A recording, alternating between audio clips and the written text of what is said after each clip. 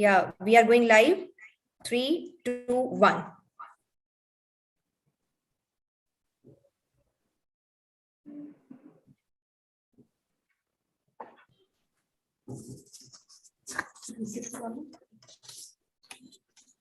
A warm welcome to all dear participants, academicians, research scholars, and dear students. I, Dr. Vineeta Arora, organizing secretary of this e-conference, on behalf of the whole organizing team, welcoming our guests, our eminent speakers, and our wise audience, our participants. Today's National E-Conference, Decoding Union Budget 2022, Prospects and Challenges, is organizing by Govt Bangur PG College, Pali, under the aegis of IQAC in collaboration with Seth R.L. Saharia Govt PG College, Kaladera, Jaipur. This e-conference shall provide a forum to interface and exclusive analysis on different perspectives and challenges regarding the Union Budget 2022.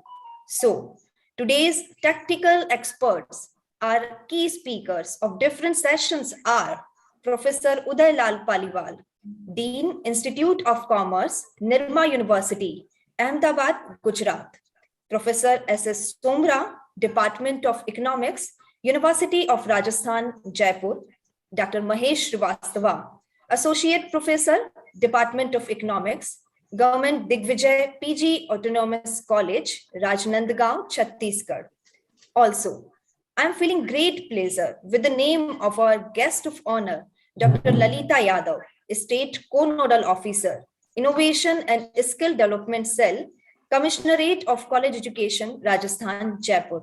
And finally, our organizing team members, Dr. Sangeeta Verma, Principal and Chief Patron, Govt Bangur College, Pali, Dr. S.R. Kumawat, Principal and Patron, Govt College, Kaladera, Jaipur, Dr. Sushma Sharma as Conference Convener, Dr. Usha Rathi as Conference Director, and Dr. Seema Parekh and myself, Dr. Vineeta Arora, as Organizing Secretary. Once again, welcome to all you in this e-conference. कोई भी कार्यक्रम की शुरुआत मां शारदे की स्तुति के बिना, मां शारदे को नमन किए बिना नहीं हो सकती। विद्या की देवी मां सरस्वती के पूजन एवं दीप प्रज्वलन हेतु हमारी पूरी टीम, आयोजन टीम ने एक छोटा सा प्रयास किया है और ये प्रयास वीडियो के रूप में आप सभी के सामने शेयर करना चाहूंगी।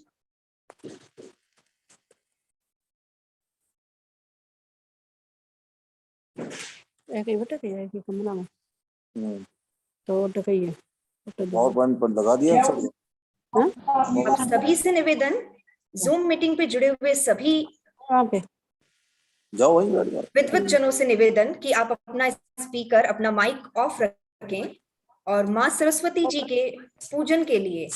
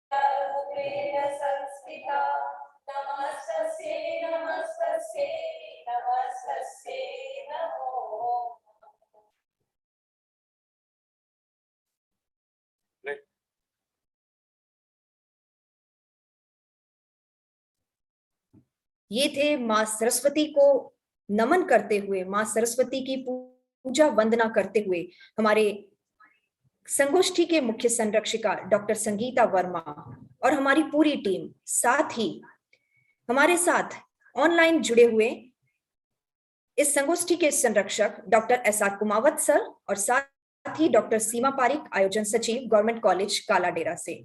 मां सरस्वती के विधिवत पूजन एवं वंदन के बाद इस कार्यक्रम की विधिवत शुरुआत करती हूँ।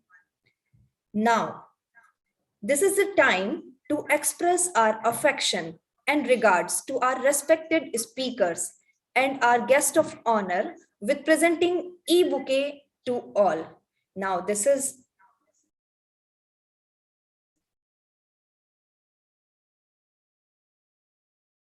I'm sharing my screen. And now, our principal and chief patron, Dr. Sangeeta Verma, is presenting e-bouquet to our key speaker of first technical session, Professor Uday Lal Paliwar sir. Sir आपका बहुत बहुत स्वागत है इस ई संगोष्ठी में।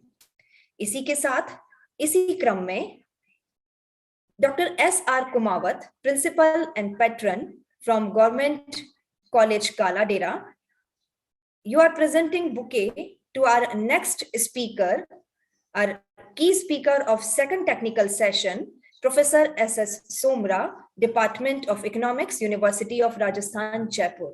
Sir, हमारी पूरी टीम की तरफ से आपका बहुत बहुत स्वागत एवं अभिनंदन।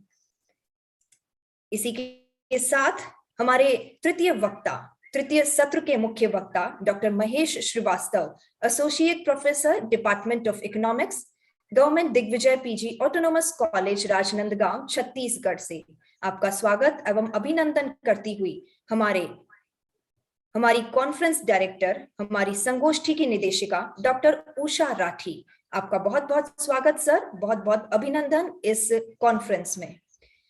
साथ ही अब बारी है हमारे guest of honour doctor Lalita Yadav. मैं सभी को बता देना चाहती हूं कि ललिता यादव मैम आप स्टेट को नोडल हैं, आप innovation cell, commissionerate of college education, Rajasthan, Jaipur से हमारे साथ जुड़ी हुई हैं। फिलहाल वो किसी कार्यक्रम में व्यस्त है, लेकिन बहुत शीघ्र ही वो हमारी इस मीटिंग में, हमारे इस संगोष्ठी में हिस्सा लेंगी। लेकिन आपके स्वागत एवं अभिनंदन के लिए doctor Sushma Sharma, government Bangur college Pali से आप कॉन्फ्रेंस कन्वीनर के रूप में इस संगोष्ठी में अपना हिस्सा ले रही हैं। साथ ही गवर्नमेंट कॉलेज कालाडेरा से हमारी आयोजन सचिव, organising secretary doctor Seema Pareek, आपके स्वागत एवं अभिनंदन के लिए गवर्नमेंट बांगड़ कॉलेज पाली एवं गवर्नमेंट कॉलेज कालाडेरा से आमंत्रित। और मैडम इसी तरह से आपका बहुत बहुत स्वागत। सभी को धन्यवाद भी स्वागत की इस नवीन परंपरा के साथ।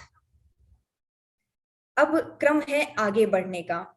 इस क्रम में अब मैं आमंत्रित कर रही हूं, now I am inviting doctor Sangeeta Verma, our chief patron and principal, Government Bangur College Pali, to present a welcome speech.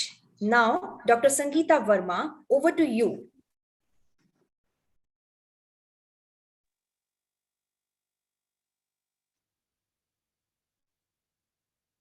Dr. Sangeeta Verma, ma'am. Yes, thank you, Vineeta ji. Namaskar, good afternoon to all. Respected Dr. S.R. Kumawat, Principal, Govt PG College, Kaladera, Jaipur. Organizing Secretary, Dr. Seema Parik, from Govt PG College, Kaladera. Dr. Vineeta Arora, from Govt Bangur College, Pali. Dr. Sushma Sharma, Conference Convener. Dr. Usha Rathi, Conference Director. Our esteemed and distinguished speakers, Professor Uday Lal Paliwal sir, Dean, Institute of Commerce, Nirma University, Ahmedabad. Professor S.S. Somra, he's from Department of Economics, University of Rajasthan, Jaipur. Dr. Mahesh Srivastav, he's from Nandgaon, Chhattisgarh, Rajnandgaon, Chhattisgarh. Dr. Lalita Yadav, State IUCC Commissioner College Education, all respected faculty members, dear participants and students, I feel immense pleasure to welcome you all on this special event of National E-Conference on Decoding Union Budget 2022-23 Prospects and Challenges. From almost past 2 years, we are facing a great hardship of COVID-19, which has cost dear Indian lives and livelihoods. At the same time, our country has done remarkably well to show firm resolve and economic resilience. The Union Budget 2022-23 is a 25-year lead up to India's 100-year independence. It aims to harness the momentum that made India the fastest growing large economy, targeting new growth opportunities in the green economy and tech industries. The roadmap for economy from India at 75 to India at 100 is focused on 4 key pillars of development, inclusive development, productivity and enhancement, energy transition, and climate action. Now, as the nation continues to fight the effects of COVID-19, it looks to boost the resilience of its public health care system. Alongside our digital platform to create better synergies among different healthcare stakeholders, the government is working towards universal access to healthcare facilities of all Indians. People from all walks of life have welcomed the Union Budget 22-23. For youth, this budget will give wings to their ambitions. The emphasis on futuristic technologies in all spheres is noteworthy and will benefit a cross-section of our citizens. It also brings more infra, more investment, more growth, and more jobs. Intent is great. Implementation is a challenge and a pressing need. Whether balance between challenges posed by recurring COVID-19 waves.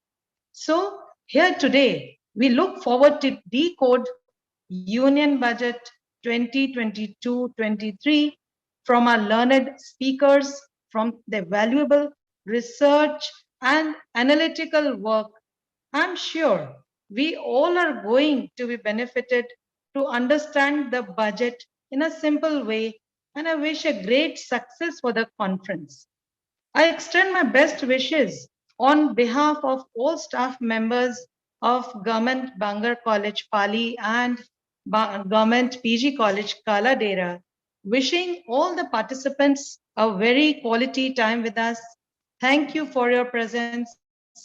Sincere and tremendous efforts put in by the conference convener, conference director, conference secretary, and all those associated with the conference in making deserve great appreciation. I welcome you all once again and hope you have a great time and wishing a great success for this conference. Thank you. Over to you, Vineeta ji. Thank you. Thank you so much, ma'am, our principal and chief patron of this e-conference. Now, इसी बीच में हमारे साथ जुड़े हैं doctor Lalita Yadav ma'am and साथ ही doctor Vinod Bhardwaj, हमारे guest of honour इस conference में, इस ई कॉन्फ्रेंस में हमारे साथ में जुड़े हैं डॉक्टर विनोद भारद्वाज सर। आप नोडल है नवाचार प्रकोष्ठ कमिश्नरेट कॉलेज एजुकेशन राजस्थान से, और साथ ही डॉक्टर ललिता यादव आप को नोडल है नवाचार प्रकोष्ठ कॉलेज एजुकेशन राजस्थान। आप दोनों का बहुत बहुत स्वागत है हमारी पूरी आयोजन टीम की तरफ से मैम, गवर्नमेंट बांगड़ कॉलेज पाली और साथ ही गवर्नमेंट कॉलेज कालाडेरा जयपुर की तरफ से आप दोनों ही हमारे मुख्य अतिथि महोदयों का स्वागत एवं अभिनंदन। Thank you, Verma ma'am, for your kind words, for your sweet words, for welcoming our guest. Now, I'm inviting Dr. S.R. Kumawat sir, Patron and Principal, Seth R.L. Saharia Govt PG College, Kaladera, Jaipur, for his address, for his blessings for our conference.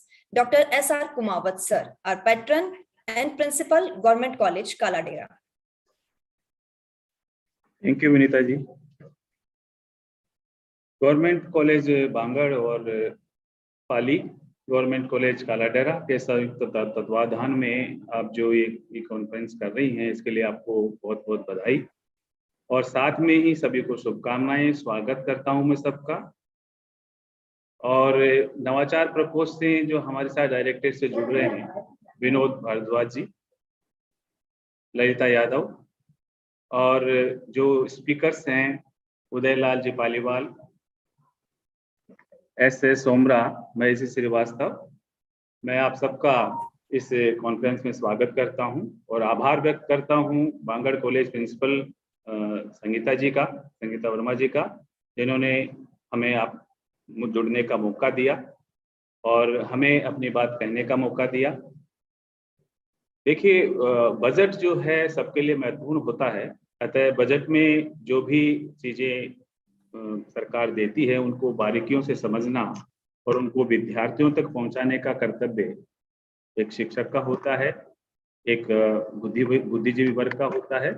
और इसके लिए ये जो conference की जा रही है, तो मैं सभी को बहुत बहुत बधाई देता हूं कि आपने बहुत ही अच्छे विषय पर ये सेमिनार आयोजित की है।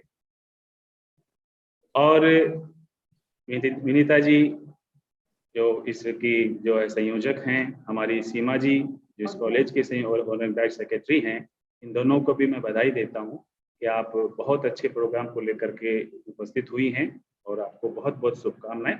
धन्यवाद। Thank you sir, thank you so much. Doctor S.R. Kumawat sir का आपकी शुभकामनाएं हमारे साथ हैं और इसीलिए ये सफल आयोजन संभव हो सका है। और मैं अपने सभी जुड़े हुए अतिथि महोदय, हमारे की स्पीकर्स को बता देना चाहती हूँ कि हम YouTube पर लाइव हैं और अभी हमारे पास 150 से ज्यादा प्रतिभागी जुड़ चुके हैं YouTube पर, और ये इसी तरह से चलता रहेगा। इस बीच में, इसी क्रम में मैं आमंत्रित करना चाहूंगी doctor Seema Parik, organising secretary government college Kaladera Jaipur से, कि आप आए और इस कॉन्फ्रेंस की, इस ई कॉन्फ्रेंस की जो हमारी मुख्य थीम है, decoding union budget, prospects and challenges, आप इस थीम को रिवील करें, इनको हमारे प्रतिभागियों के सामने रखें। Doctor Seema Pareek ma'am.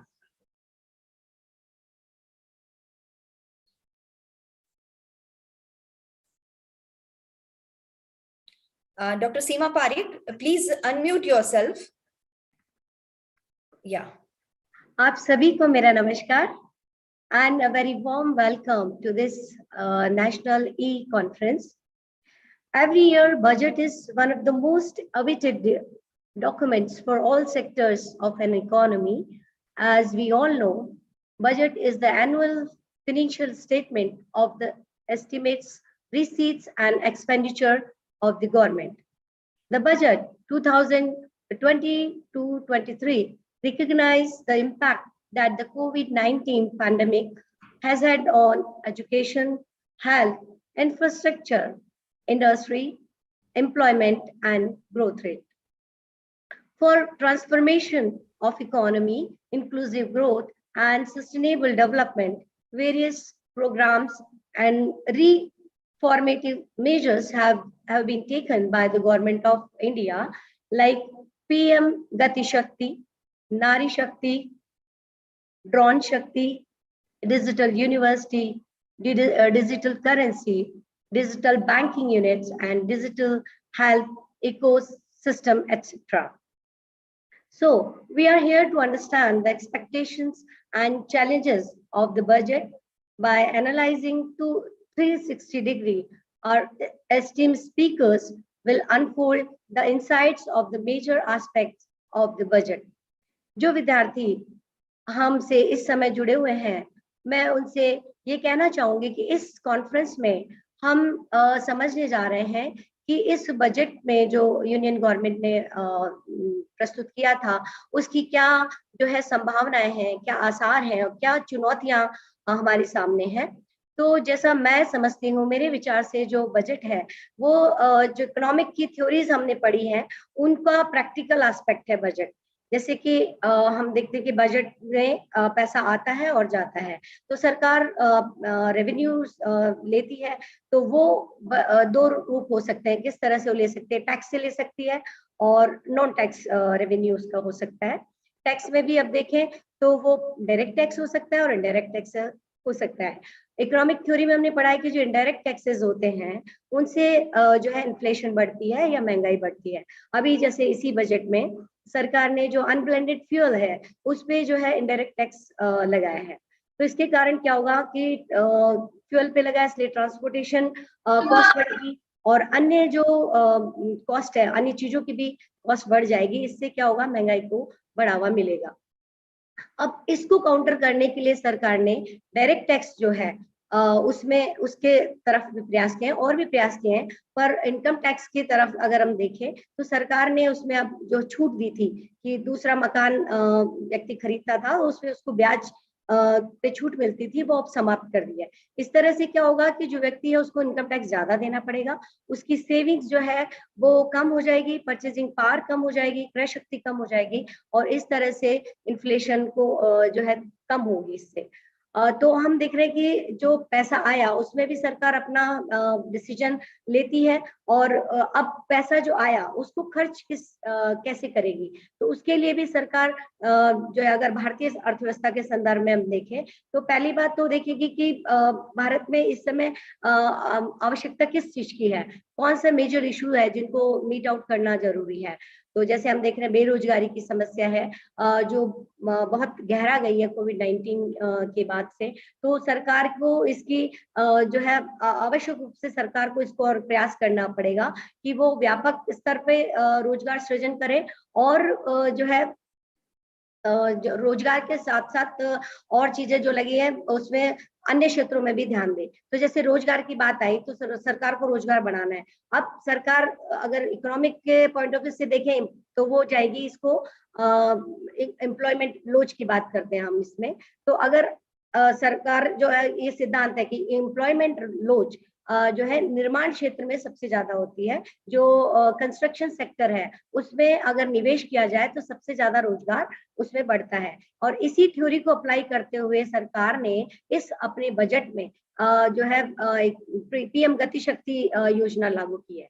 तो इसके अंतर्गत जो 16 मंत्रालय हैं उनको एक ही प्लेटफॉर्म पे लेकर और उनसे जो है वो क्या करेंगे कि जो कंस्ट्रक्शन के द्वारा जो कंस्ट्रक्शन सेक्टर है, निर्माण क्षेत्र है, उसके माध्यम से जो है इंफ्रास्ट्रक्चर डेवलपमेंट और एम्प्लॉयमेंट जनरेशन का कार्य वो करने जा रहे हैं। तो भारत सरकार ने भी इकोनॉमिक की थ्योरी है उसको अप्लाई किया है और इसको बजट में पीएम गति शक्ति के नाम से जो योजना शुरू की गई है तो उसमें इंफ्रास्ट्रक्चर डेवलपमेंट भी होगा और जो है एम्प्लॉयमेंट जनरेशन भी होगा।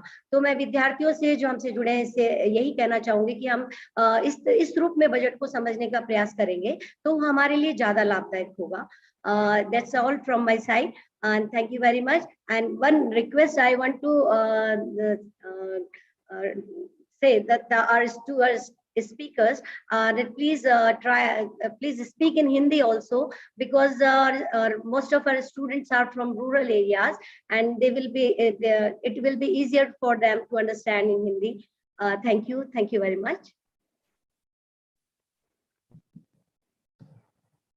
Thank you so much, Dr. Seema Parikh. हाँ, पर फिर ये फोन यहीं रखना पड़ेगा तुमको। बैटरी तो है ना?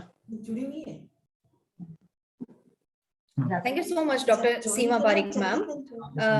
मैं अब इस बीच में हमारे पास डॉक्टर विनोद भारद्वाज, आप आदरणीय श्रीमान सर का मैसेज हमें मिला है, हमारी पूरी टीम को उन्होंने बधाई प्रेषित की है और हमारे स्वागत से वो अभिभूत हैं। और आपने मैसेज लिखा है, thank you so much for your welcoming words. Sir thank you so much to you कि आप हमारे इस कॉन्फ्रेंस में, हमारी इस ई कॉन्फ्रेंस में जुड़े और हमारी इस कॉन्फ्रेंस का ओहदा आपने बढ़ाया। Thank you sir, thank you so much.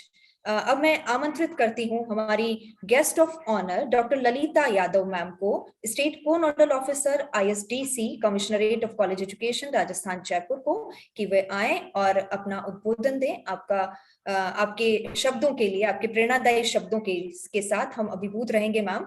Doctor Lalita Yadav ma'am. Thank you Vineeta, thank you so much. आज आयोजित हो रही इस नेशनल ई कॉन्फ्रेंस के chief patron, conference convener, conference director, organising secretary एवं अन्य पदाधिकारीगण, फेलो गेस्ट स्पीकर, सहभागीगण एवं साथियों, अतिथि रूप में आमंत्रित करने के लिए आप सभी आयोजकों का हृदय से आभार, धन्यवाद। मुझे ये कहते हुए खुशी है कि 2 राजकीय महाविद्यालयों, राजकीय महाविद्यालय पाली एवं राजकीय महाविद्यालय कालाडेरा के संयुक्त तत्वावधान में आयोजित हो रही इस नेशनल ई कॉन्फ्रेंस का जो विषय चुना गया है वह अत्यंत प्रासंगिक एवं सारगर्भित है। अर्थशास्त्र विषय की अध्येता एवं इस प्रकार के विषयों पर मेरी अभिरुचि के कारण यह विषय मुझे न केवल रुचिकर लगा, अपितु यह अंतरसंकर समझ की दृष्टि से उपादेय है। मैंने अभिरुचि वश ही केंद्रीय बजट 2022-23 का अध्ययन किया और उसी तरह कल 23 फरवरी को राज्य बजट को सुना भी, देखा भी। वैसे भी मेरा अध्ययन विषय, जिसकी मैं सदैव स्वयं को विद्यार्थी ही समझती हूँ, इस प्रकार के अध्ययनों एवं अवलोकनों के लिए प्रेरित करता है। यह मेरे विषय का विषय क्षेत्र है और कर्म क्षेत्र का भाग है। मैं इस अवसर पर भारत के केंद्रीय बजट 2022-23 के संबंध में केवल शिक्षा एवं कृषि मदों जैसे कुछ पक्षों पर ही अपना मत रखना चाहूंगी। आजादी के 75 वर्ष पूरा होने पर हमारा देश स्वतंत्रता का शतक पूरा करने के लिए अधिशेष 25 वर्ष के काल में प्रवेश कर गया है और वित्त मंत्री ने इस काल को अमृत काल की संज्ञा देकर देश के विकास और देशवासियों के प्रति सरकार की प्रतिबद्धता का नया स्वरूप प्रस्तुत किया है। सरकार ने इस अमृत काल में देश के विकास के प्रति अपने दृष्टिकोणों के 3 लक्ष्य निर्धारित किए हैं। पहला, विकास एवं समग्र कल्याण पर फोकस करना। दूसरा, टेक्नोलॉजी आधारित विकास, ऊर्जा संक्रांति, जलवायु उन्मुख कार्यों को प्रोत्साहित करना। तीसरा, निजी निवेश से प्रारंभ करके प्रधानतः सार्वजनिक पूंजी निवेश व्यवस्था को स्थापित करना।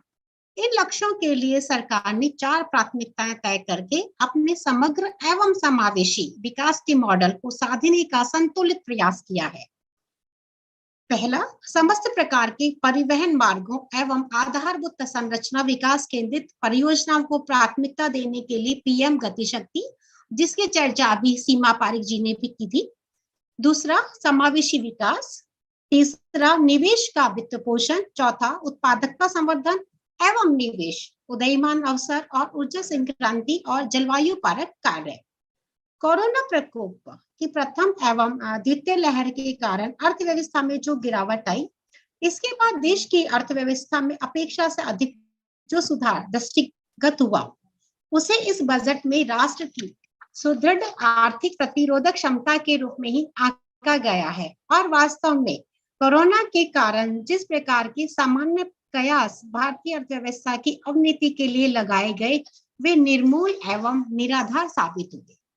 अर्थव्यवस्था में सुखद सुधार हुआ है। परिणति यह है कि कोरोना की देश में तीसरी लहर से ना तो लोग भयभीत हुए और ना ही अर्थव्यवस्था में कोई गिरावट दर्ज की गई। इन सभी पक्षों पर गौर करते हुए यदि देश के केंद्रीय बजट को देखा जाए तो निश्चय ही यह देश के विकास को सुदृढ़ता, निरंतरता एवं गति प्रदान करने वाला प्रतीत होता है। जहां कोरोना की प्रथम व दूसरी लहर के कारण देश में बेरोजगारी की भयावह स्थिति उत्पन्न हुई, तो इनके उपरांत राज्य एवं केंद्र द्वारा संगठित असंगठित दोनों ही क्षेत्रों में रोजगार अवसर सृजन करने, उद्योगों को संबल प्रदान करने के लिए विभिन्न प्रकार के आर्थिक पैकेजेस व रियायतें प्रदान कर हर संभव रोजी रोटी की व्यवस्था को प्राथमिकता दी। और परिणाम यह है कि आज देश में कोरोना जनित रोजगार विहीन वर्ग पुनः आर्थिक संलग्नता के साथ साथ सीमांत एवं पूर्णकालिक कार्मिक श्रेणियों में सम्मिलित हुआ है। Centre for monitoring Indian economy CMIE की रिपोर्ट्स के अनुसार भले ही आज देश में बेरोजगारी दर 6.57% है, जो कि अधिक है, फिर भी यदि इसकी तुलना मई 2021 से की जाए, जब यह दर 11.84% पर पहुंच गई थी, उसकी तुलना में कम ही है। 1 फरवरी 2022 को जब केंद्रीय बजट पेश किया गया तो बेरोजगारी दर 6.67% थी, जो कि 22 फरवरी 2022 को 8.06% पर आ पहुंची है। इस अंतर दिशा को आर्थिक मंदी अथवा अर्थव्यवस्था में गिरावट के रूप में नहीं देखा जा सकता।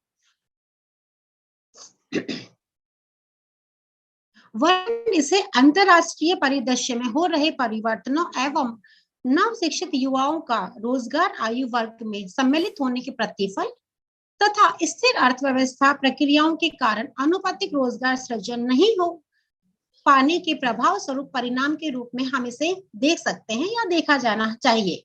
इस बजट में 60 लाख नौकरियों के अवसर सृजित करने का एक लक्ष्य प्रस्तावित किया गया है, जो कि पढ़े लिखे वर्ग के लिए मेगा अवसर के रूप में प्रतीत होता है। फिर भी अर्धकुशल एवं अकुशल वर्ग के लिए संगठित क्षेत्र में पूर्णकालिक रोजगार के अवसर सृजित करने की अभी भी आवश्यकता है। सरकार द्वारा युवाओं में रोजगारोन्मुख कौशल क्षमता विकास के लिए किए जा रहे विभिन्न उपक्रमों को संबल प्रदान करते हुए virtual lab and skilling e labs to promote critical thinking skill and stimulate learning environment, digital ecosystem for skilling and livelihood and promoting startup जैसी घोषणाएं निश्चय ही उद्यमिता एवं राज्य वित्त पोषित निजी भागीदारी से रोजगार अवसर सृजन की सराहनीय पहल है। अतः भारत के केंद्रीय बजट 2022-23 में कोरोना की पीड़ा और विभीषिका को दरकिनार करते हुए देश के विकास और आर्थिक पुनरुत्थान के लक्ष्य को साधने के लिए अनेक उपागम प्रस्तावित किए गए हैं। विकास की दृष्टि को सर्वोपरि स्थान देते हुए कृषि, उद्योग, आधारभूत ढांचा विकास, स्वास्थ्य, शिक्षा के लिए पिछले बजट की तुलना में बेहतर वित्तीय प्रावधान प्रस्तावित किए गए हैं। वर्तमान प्रस्तावित बजट 16,11,781 करोड़ रुपए का है, जो कि विगत बजट 2021-22 से 2,91,728 करोड़ रुपए अधिक है। सूचना प्रौद्योगिकी के इस युग के परिप्रेक्ष्य में डिजिटल लर्निंग एवं ई क्लासरूम की सुविधाएं अवश्य बहुत ही आवश्यक हैं। इस बजट में विश्व स्तरीय शिक्षा गुणवत्ता के लिए डिजिटल यूनिवर्सिटी की स्थापना, उत्कृष्ट शिक्षकों द्वारा उच्च गुणवत्ता के ई कंटेंट्स की डिलीवरी जैसे उपागम, शिक्षा में गुणवत्ता, बाधा रहित मुक्त शिक्षा प्रणाली, वृहद स्तरीय शिक्षण व अध्ययन व्यवस्था की दृष्टि से महत्वपूर्ण प्रस्ताव है, जहां एक और नई शिक्षा नीति अनुशासन बंधित मुक्त शिक्षा अवसरों एवं सुविधाओं की बात करती है। वहीं डिजिटल यूनिवर्सिटी की स्थापना शिक्षा नीति के इस लक्ष्य के हित साधक व पूरक रूप में प्रतीत होती है। शिक्षा के लिए 1,04,278 करोड़ रुपए का बजट प्रस्तावित किया गया है, जो कि पिछले बजट की तुलना में 11,054 करोड़ रुपए अधिक है। सरकार की यह मंशा शिक्षा में गुणवत्ता विकास, सर्वसुलभता एवं प्रसार के प्रति प्रतिबद्धता को प्रदर्शित करती है, दर्शाती है। कृषि व्यवसाय को प्रोत्साहित करने एवं सुविधा विकास के साथ साथ जोखिम कम करने के लिए इस बजट में प्रावधान प्रस्तावित किए गए हैं। रसायन मुक्त प्राकृतिक कृषि को प्रोत्साहन, कृषि उत्पादों का फसल उपरांत मूल्य संवर्धन, उपभोग एवं ब्रांडिंग के लिए विशेष प्रावधान प्रस्तावित करने से किसानों को उनके कृषि उत्पादों का उचित मूल्य प्राप्त करने में सहायता मिलेगी। इससे उनकी आय में भी इजाफा होगा। उसके साथ साथ कृषि व्यवसाय को भी एक प्रोत्साहन मिलेगा। PPP मोड में किसानों के लिए डिजिटल एवं हाईटेक सेवाओं की उपलब्धता, कृषि स्टार्टअप को वित्त पोषित करने के प्रस्तावों से कृषि क्षेत्र के विकास को संबल मिलेगा। सिंचाई स्रोत एवं सुविधाओं में विस्तार से सिंचित क्षेत्र का प्रसार होगा और कृषि उत्पादन में वृद्धि होगी। कृषि क्षेत्र के विकास के लिए इस बजट में 1,15,521 करोड़ रुपए का बजट प्रावधान किया गया है, जो कि शिक्षा, स्वास्थ्य, सामाजिक विकास जैसे महत्वपूर्ण मदों से कहीं अधिक है। इस प्रकार केंद्रीय बजट के अन्य भागों को सकारात्मक दृष्टि के साथ देश के विकास के लिए हितकारी स्वरूप में आंका जा सकता है। आप सभी को इस कार्यक्रम की सफलता सारगर्भित विमर्श आयोजन के लिए मेरी शुभकामनाएं। धन्यवाद। Thank you so much Lalita Yadav ma'am. आपने हमें शुभकामनाएं प्रेषित की और वास्तव में कुछ ऐसे मुद्दों को उठाया है जिनकी हमें इस संगोष्ठी में चर्चा की आवश्यकता है। अब मैं नेक्स्ट आमंत्रित करती हूँ doctor Usha Rathi ma'am, conference director. आपसे निवेदन मैम, संक्षेप में आप अपना एड्रेस प्रस्तुत करें। Doctor Usha Rathi ma'am. Thanks Vinita. Respected Principal Ma'am, Principal Sir, organizing team members, faculties and dear students. आज की हमारी इसी कॉन्फ्रेंस का विषय है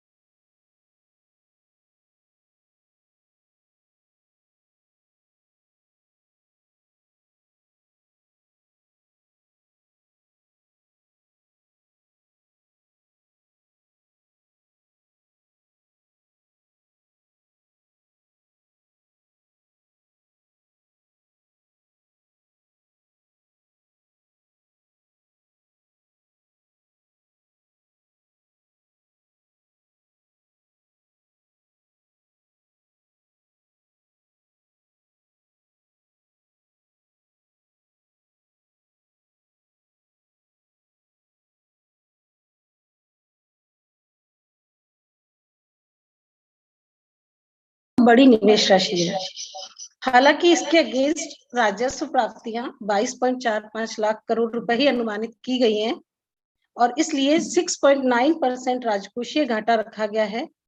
लेकिन सरकार आश्वस्त है अगले आने वाले वर्षों में ये राजकोषीय घाटा वो लगातार कम करेगी और 2025 तक इसे 4% तक लाने का प्रयास किया जाएगा। साथियों, ये बजट पिछले वर्षों के बजट की तुलना में एक नए विजन के साथ लाया गया है, जिसमें कई बातें ICT, startup, 5G spectrum, digitalisation, कई बातें इसमें की गई है।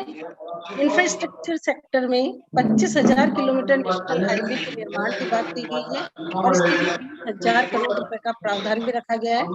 पर्वतमाला परियोजना के अंतर्गत दूर दराज पहाड़ी इलाकों में रहने वाले लोगों की सुविधाओं पर ध्यान केंद्रित किया गया है और उन्हें सड़क निर्माण द्वारा जोड़ने का प्रयास किया जा रहा है ताकि वहां से माइग्रेशन कम हो सके तथा लोग सुविधा पूर्वक अपना जीवन यापन कर सके। इस बजट में सस्टेनेबिलिटी पर भी विशेष ध्यान दिया गया है और इसी को लेकर river links projects, energy projects आदि की बात की गई है।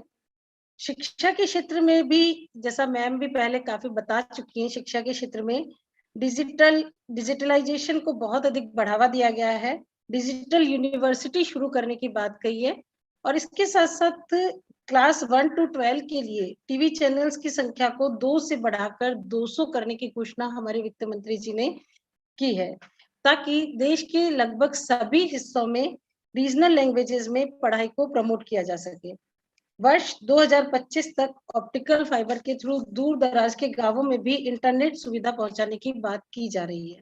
स्वास्थ्य के क्षेत्र में भी डिजिटलाइजेशन को प्रमोट करते हुए डिजिटल हेल्थ डायरेक्टरी बनाने की बात सरकार ने की है, जिसमें देश के सभी हिस्सों में उपलब्ध हेल्थ प्रोवाइडर्स, हेल्थ सर्विसेज की जानकारी सुलभ तरीके से सभी लोगों को मिल पाएगी और इस महामारी के इस काल से सबक लेते हुए सभी लोग इन सुविधाओं का समय पर उचित फायदा ले पाएंगे। गरीब लोगों के लिए सरकार ने PM आवास योजना के तहत 60 लाख अफोर्डेबल हाउसेस के निर्माण का लक्ष्य रखा है और इसके लिए 48,000 करोड़ रुपए का प्रावधान भी किया गया है। स्टार्टअप्स, स्किल फॉर्मेशन, सब पर बहुत ध्यान दिया गया है। RBI ने डिजिटल करेंसी लॉन्च करने की बात की है।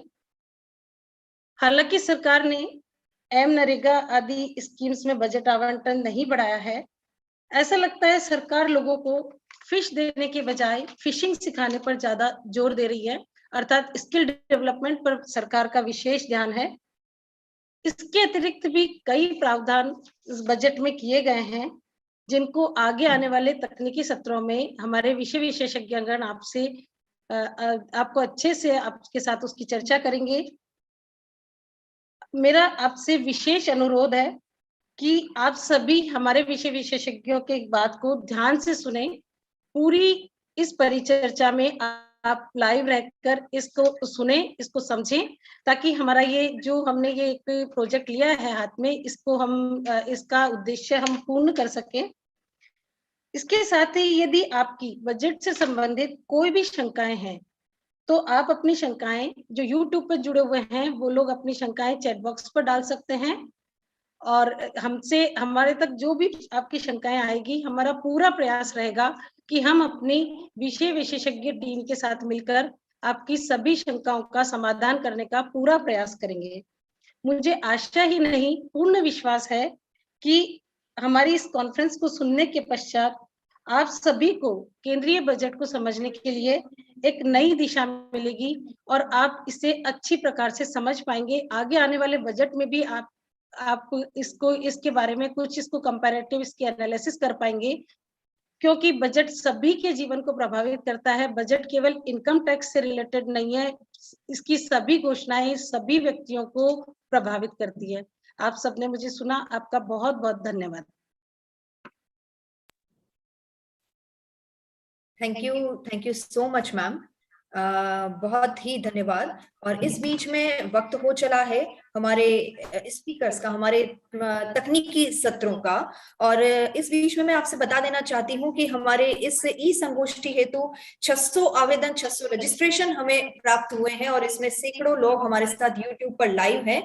यहाँ पर मैं अपने प्रतिभागी जो यूट्यूब पर जुड़े हुए हैं उनसे निवेदन करना चाहूंगी, तकनीकी सत्र प्रारंभ होने जा रहे हैं। आपके किसी भी तकनीकी सत्र के संबंध में यदि कोई भी प्रश्न है तो उसे आप यूट्यूब पर भेजिए, मैं आपके प्रश्नों को संबंधित स्पीकर तक लेकर जाऊंगी।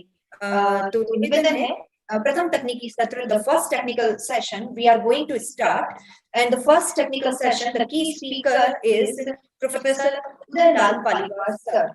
You are the Dean, Institute of Commerce, Verma University, Ahmedabad, Gujarat. You are an experienced academician with a demonstrated history of working in a higher education industry. Your specialization in accounting and finance, with about 2.5 decades of lecturing experience acquired in India, Ethiopia, Namibia, and now as Dean, Institute of Commerce, Verma University. You are skilled in e-learning, analytical skills, data analysis, lecturing, and higher education leadership. Sir, you are a strong educational professional, graduate from Mohanlal Sukhadia University, has also served as Deputy Chairperson of the Boards of Trustees of the Namibia Business School, as well as the member of the Public Accounts and Auditors Boards of Namibia. You have several publications to your credit. You are also a reviewer for various referred journals in the business, finance, and management areas. Sir, we are feeling great pleasure to listening you on the topic Union Budget, some reflection. Now over to you, sir, Professor Udaylal Paliwal, sir.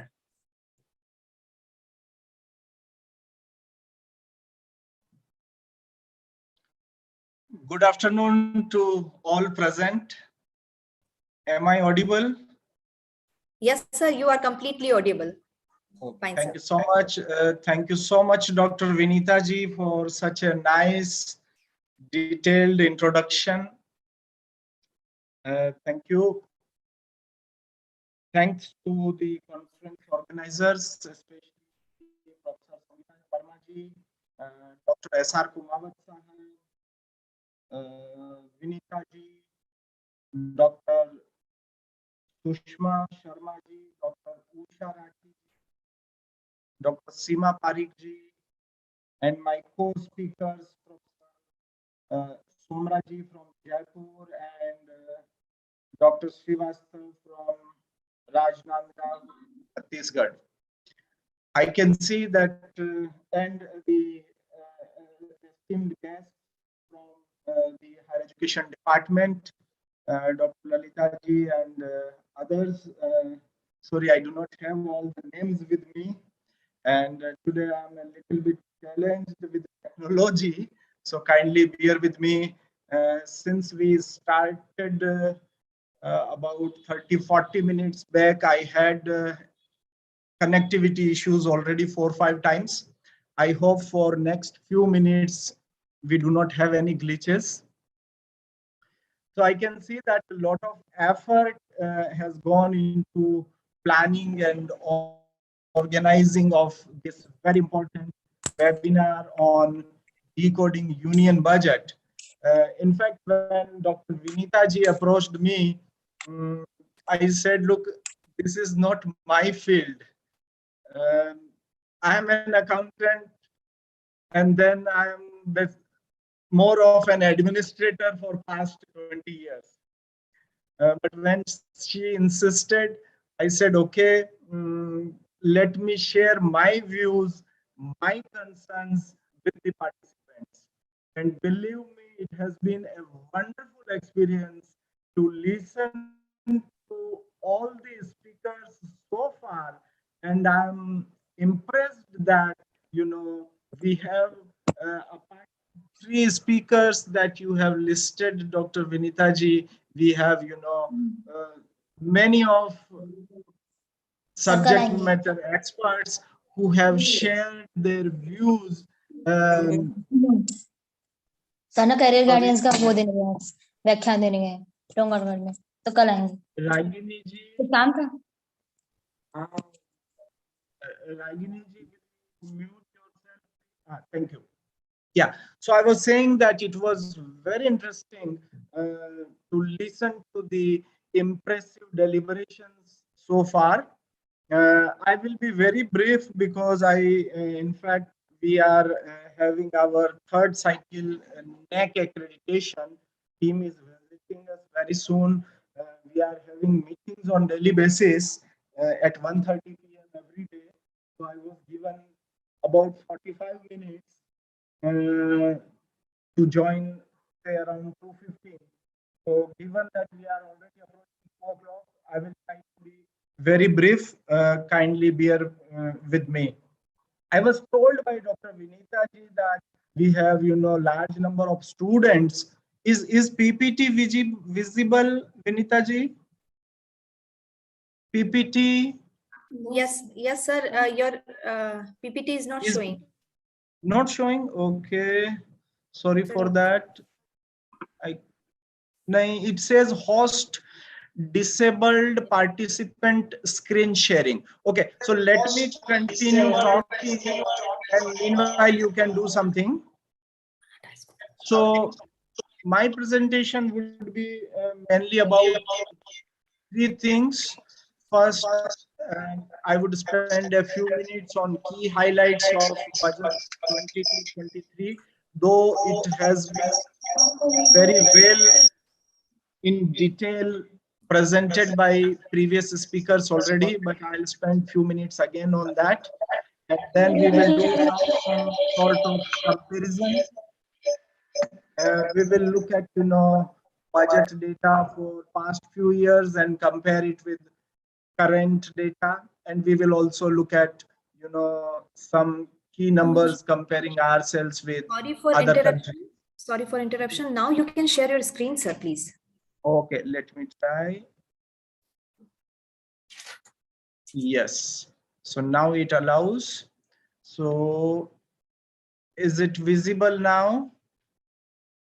Yes, sir. Yes, sir. It's clearly visible. Fine. Thank you. So those will be 3 areas. I would be spending roughly 5-7 minutes on each of them. And as I was told that, there will be many students also participating in this webinar, I thought that let me start with asking them this question: what budget is and why we need it? But now I think they are not able to interact directly with us. They can't answer, right? Yes, sir. Yes, sir. You can't interact with the audience. Okay. Okay, not a problem. Not a problem. Yeah, I thought I will ask and hear from our youth, our students, what they think of a budget and why do they think it is important. But let me do it for them. As we all know, I do not know how the perception, how the mindset has changed, especially among students. But earlier, when we used to be in classrooms, when we talk about budget, we will think mainly about income tax and some other tax provisions, and that's all. And if one goes beyond that, then one would think, okay, budget means what are the sources of revenue and what are the uses of it. And that is why I thought, let me talk to students about what budget is and why we need it. As we know, it is a planning tool. So the more important role of a budget is as a planning mechanism. It's a planning tool. It's a communication tool, and it's a monitoring tool as well. That means it helps government to plan its activities, send that communication across the country and elsewhere. It helps government to share its plans, its ideas, what it wants to achieve with everyone concerned. And towards the end, when implementation is done, at that time, if there are any challenges, the budgets may also be used as a monitoring tool. As the principal Sangeeta ji already said, that budget is very well thought of, a growth oriented budget which aims for inclusive growth. A lot of emphasis has been given on digitization, on environmental protection, so on and so forth. But the implementation is challenge. And that is the point I would like to highlight. And that is where the importance, the role of budget comes in, that it's not only about making the budget, presenting it and getting it approved by the parliament and then taking the credit. No, it doesn't end there. The major role of budget is there in implementation. If it is well implemented, it is then important. It makes difference. If the implementation remains a challenge, then it is of no use. And that is why the importance of budget is also as a monitoring tool. Well, it's also defined as a fiscal legislation which shows the proposed sources, tax as well as non-tax, and also proposed outlays or uses of the revenue collected by the government. And it conveys strategic direction and priorities. The priorities, as we have, it has been already 3 weeks since the budget was presented in the parliament. We have read about it a lot in the press, in the print, in the electronic media, on television. So by now, it has become kind of old story. So most of us are very well aware about what the strategic directions and priorities are. Now let us quickly look at some of the key numbers or statistics. Well, it was already mentioned by one of the speakers about the digital assets, the cryptocurrency that would be launched by RBI. I'm skipping some of the numbers here because they have already been mentioned. So there will be 30% tax on it. So, given the developments in the blockchain technology, cryptocurrency, and other relevant fields, Government of India has finally, accepted that let us also welcome the cryptocurrencies, but as a means of having some sort of control, 30% tax has been proposed there. The another interesting fact in this year's budget is the big allocation for Prime Minister's Awas Yojana, which is about 48,000 crore. The other very ambitious thrust is on PM Gati Shakti Master Plan, the infrastructure project related to road, rail, aviation sectors. It is planned that we shall have 25,000 kilometers of new national highways, which is going to be a big achievement. which is something we should all welcome. The other interesting development, though most of the tax regime has been left as it is, it was not touched much by the current year's budget, but the long-term capital gain tax, the surcharge, which used to be, earlier 35-37%, has been kept at 15%. And I have a concern here, colleagues, ladies and gentlemen. We have read in press, we are aware that the income disparity in our country and elsewhere also is increasing day by day. And this was, who has long-term capital gain? Those who are wealthy, who are well-to-do, who are better off than others. So they were paying a little bit of higher tax, which has now been reduced. So I have my concerns. Maybe, policymakers, the finance minister and her team thinks otherwise, but in my opinion, this would have been avoided. The other interesting fact, the key highlight of this year's budget is that, it is proposing to launch 75 digital banking units in 75 districts. That means we will be taking another giant leap towards, embracing the fintech. And of course, there is a lot of emphasis on solar capacity or solar energy also, which is again a welcome move. Now, most of these numbers have already been mentioned by previous speakers, or they have been, widely circulated in the press. I would skip them. Rather, let me spend some time on this slide. And here also, I would like to draw the attention of our participants. Is cursor visible on the borrowings? Look, our total receipts, revenue receipts and capital receipts are, 22 lakh crore, or roughly 23 lakh crores estimated to be for the budget year 2023. And our borrowing is 16 lakh 61,196. Now, if I convert it into the percentage, it gives me roughly 72%. 72%. That means our borrowing is 72% of our other income, which is an alarming sign. And if you look at the borrowing over the years, on this slide, I have data only for 3 years, but if you look at the data for past 10, 20 years, you would find that during past 10, 12 years, there has been a steep growth in the borrowing. And currently, if we compare our borrowing with total receipts, it is 72%. If we compare it with our total expenditure, it is, roughly 42%. That means 42% of our planned activities are financed by loans. And this, reminds me of that Sanskrit proverb, which says, that,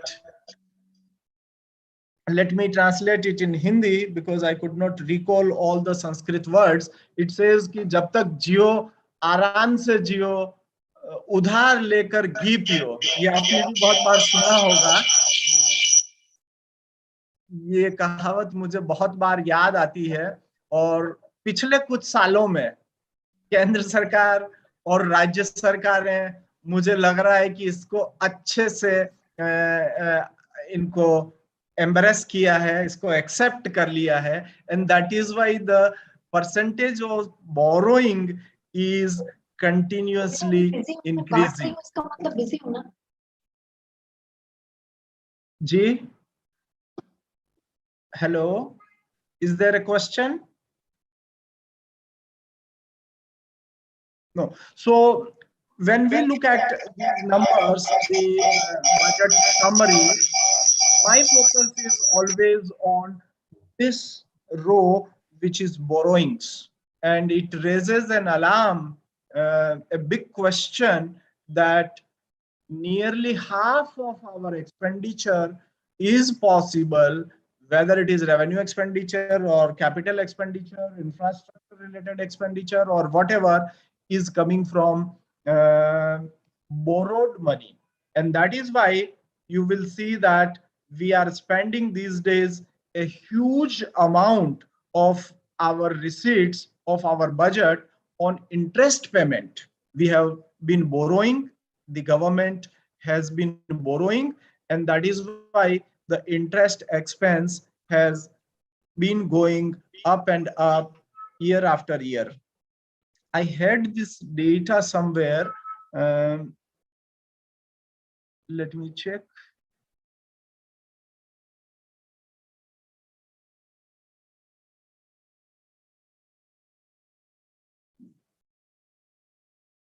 It's not there, but it's a huge amount.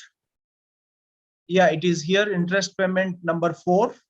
If you look at interest payment, it is 9,40,000 crore.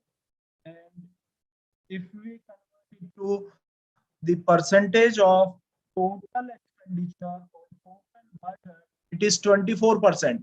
That means 1/4 of our expenditure or 1/4 of our total revenues is going simply towards interest payment. Forget about the repayment of the loan, forget about anything else. So 25% of your revenue, 25% of your total expenditure is going towards interest payment, which is a big, alarming sign, and one has to think about it. Will we continue increasing our borrowing like that, or is government going to have some better plans in future so that our growth can be supported, so that our growth can be financed with help of other sources of revenue, but not increasing amount of debt? Now this is a breakup of receipts, which again shows that we are depending a lot on borrowings. If you look at numbers over the past 10 years, you would see that our gross tax revenue increased only 3 times. But if you look at borrowing, which is at the bottom of this slide, is increased almost 5 times. So the numbers here are giving us a snapshot of how the finances of Indian government are shaping over the period of time. The tax revenue increased only 3-fold, but at the same time, your borrowing increased 5-fold. So one can understand that which direction we are going, and that is why if you look at our rating as a nation, Moody's rating or CRISIL rating or S&P rating, if you compare our rating with China or other peers, you will find that we lag far behind, and perhaps that is the reason that we are borrowing more and more. Scheme-wise allocation has already been shared by various speakers, which shows the strategic direction government is planning to go. Say for example, the access to safe drinking water is still a challenge, and that is why we see that the allocation for Jal Jeevan Mission has been increased by 33%. National Education Mission, the allocation has been increased by 28%, which is a good sign. This is our bread and butter. But then the question that remains there is quality. So I'm glad to repeat and to underline that government is paying attention to these important sectors of economy, but when it comes to implementation, when it comes to service delivery, there is absence of mechanism which can ensure delivery of quality service, and that is the concern I have. So if you look at numbers, they all look very good, they look rosy, but if you look at the ground level realities, why I'm saying that, on the previous slide we saw that the government borrowing over the past 10 years has increased 5 times. Now, have you seen a good growth or increase in the quality of life? And the answer perhaps would be, no. So most of the growth, most of the development is unplanned, I would say. So why I'm raising this concern here? Because we have, youth with us, we have the educators, we have the learners, we have the future of the country with us. And that is why I want to raise this question, that if we do not pay attention to the delivery of services or products, delivery of the services or products which are of good quality, then these numbers are of no use. So I'm not going to go through all the numbers here. I just wanted to highlight one or two of them. And this is a story of subsidies. It appears to be a good sign, because at least those who are taxpayers, they always complain that, look, this is our money, taxpayers' money, which then government distributes or gives away in subsidies, farm subsidy, food subsidy, fertilizer subsidy, this subsidy, that subsidy. So at least there is some, decrease on subsidies.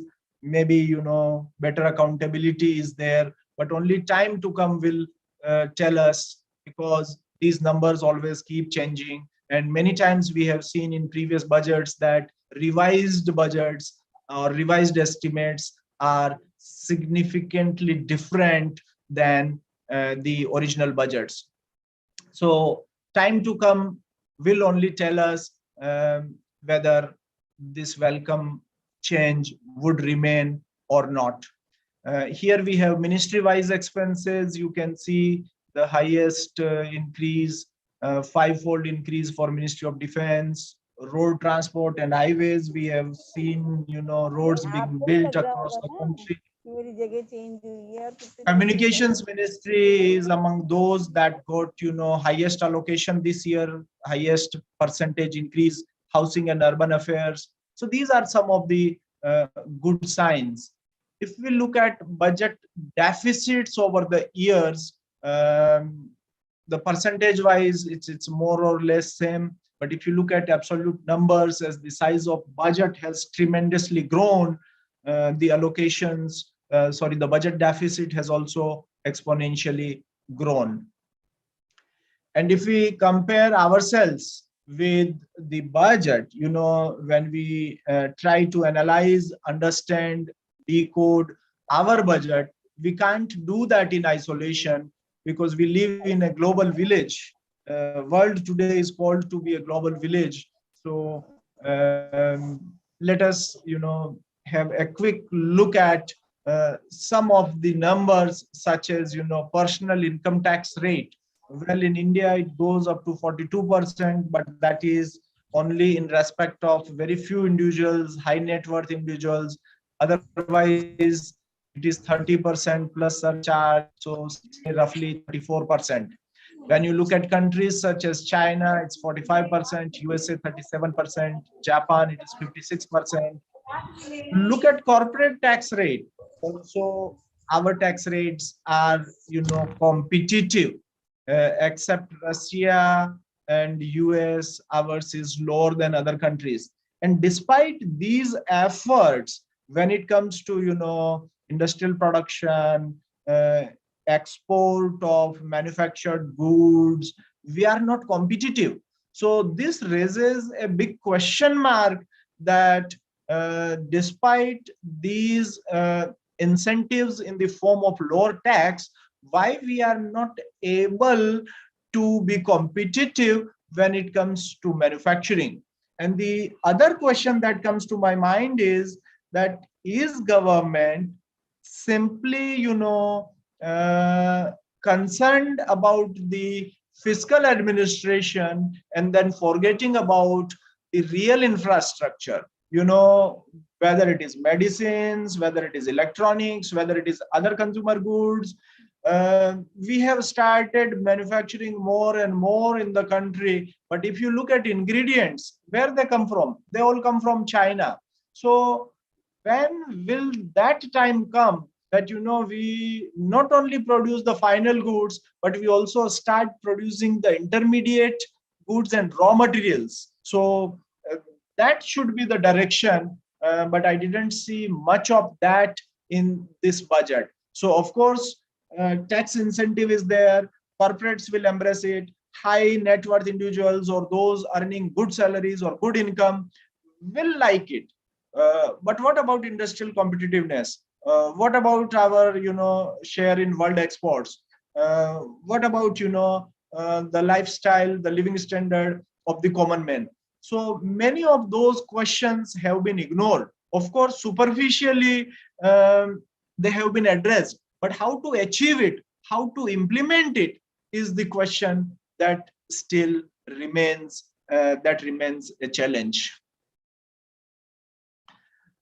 Some of the questions, and when I say that implementation is a big challenge, I will cite some examples here. I did compare this year's budget with last year's budget, right? And you will recall that in last year's budget, the FM and later on the media and others, everyone highly publicized something called National Monetization Plan. This is, in my view, nothing but just another way of borrowing, so that it doesn't go to your financial statements of the government, the Consolidated Fund of India. It is not shown as a borrowing there, but it is shown as something else. But it is nothing but simply borrowing.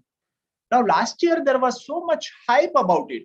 If you look at this year's budget, there is no mention about it. So where is the continuity? Where is the consistency? That is my question. The second concern that I want to raise through this presentation today is, in this year's budget, there has been, a very specific mention about battery swapping policy. We all know that, government wants to reduce CO2 emission. Government wants us to, use more electric vehicles. Fine. So that strategic direction is already there. Necessary steps can be taken. But when the union budget talks about a simple thing such as battery swapping policy, it tells me, is it so important?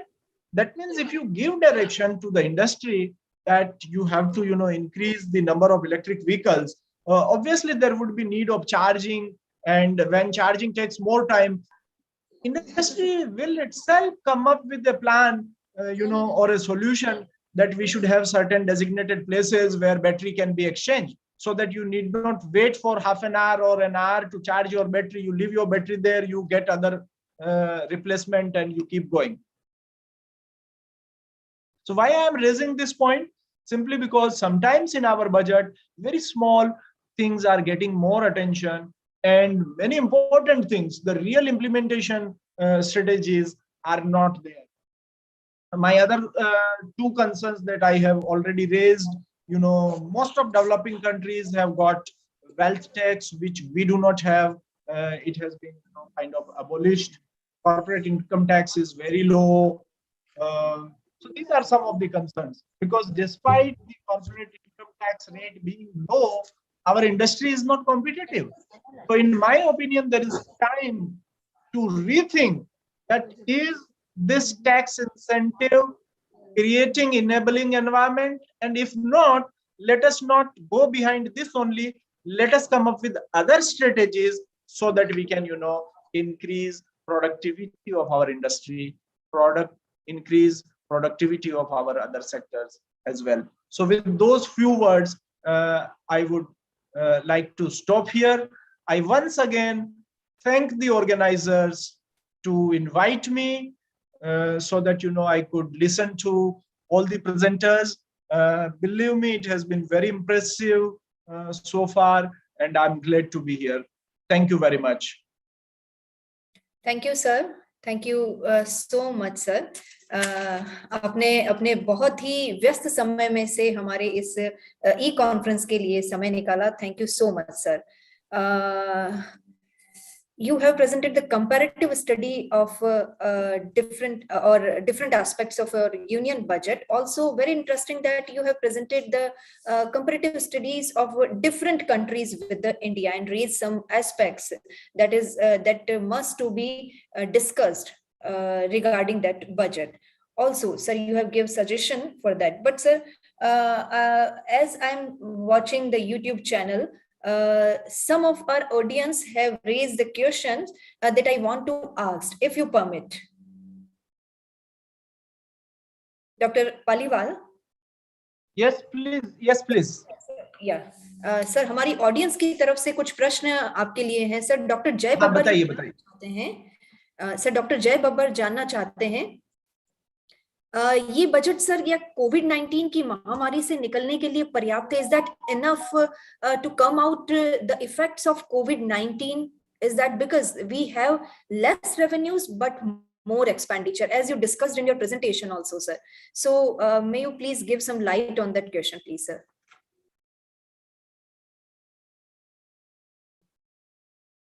Thank you very much for that very interesting question. It was already said by one of the speakers that we are, almost we have come out of the COVID effect. And the way we are moving on the recovery path, it shows the strength, the resilience of the Indian economy, which is a good sign. And I would say that, less revenue, higher expenditure is not because of COVID alone. If you look at the long-term trend, it has been like that only. So my suggestion would be that you don't look at 2021 and 2021-22 data, but you compare this year's with 2 years before, and you will find that trend has been increasing. So let us not say that it is all COVID effect. It's many other things. So I would say we are out of COVID effect. या sir आशा है doctor जय बब्बर आपको अपने प्रश्न का उत्तर मिल गया होगा. हमारे एमिनेंट स्पीकर हमारे सामने. सर एक प्रश्न और जो मैं लेना चाहूंगी इस डिस्कशन में, एक हमारी ऑडियंस की तरफ से ये प्रश्न आया है. सर हमारी जो टैक्स रेट इतनी ज्यादा होते हुए भी हम इतने रेवेन्यू क्यों नहीं कलेक्ट कर पाते हैं? जैसा कि हम अभी आपके प्रेजेंटेशन में सुन भी रहे थे कि जो कंपैरेटिव एनालिसिस आपने प्रेजेंट किया था डिफरेंट कंट्रीज एंड इंडिया का, तो हमारे एक श्रोता ये जानना चाहते हैं, एक ऑडियंस में एक हमारे एकेडमिशियन ये जानना चाहते हैं कि टैक्स रेट इतनी ज्यादा होते हुए भी क्या कारण है कि हमारे रिसिप्ट्स कम है? ग्लोबल लेवल पर भी हम अपने आप को रिप्रेजेंट नहीं कर पाते हैं sir reason for that?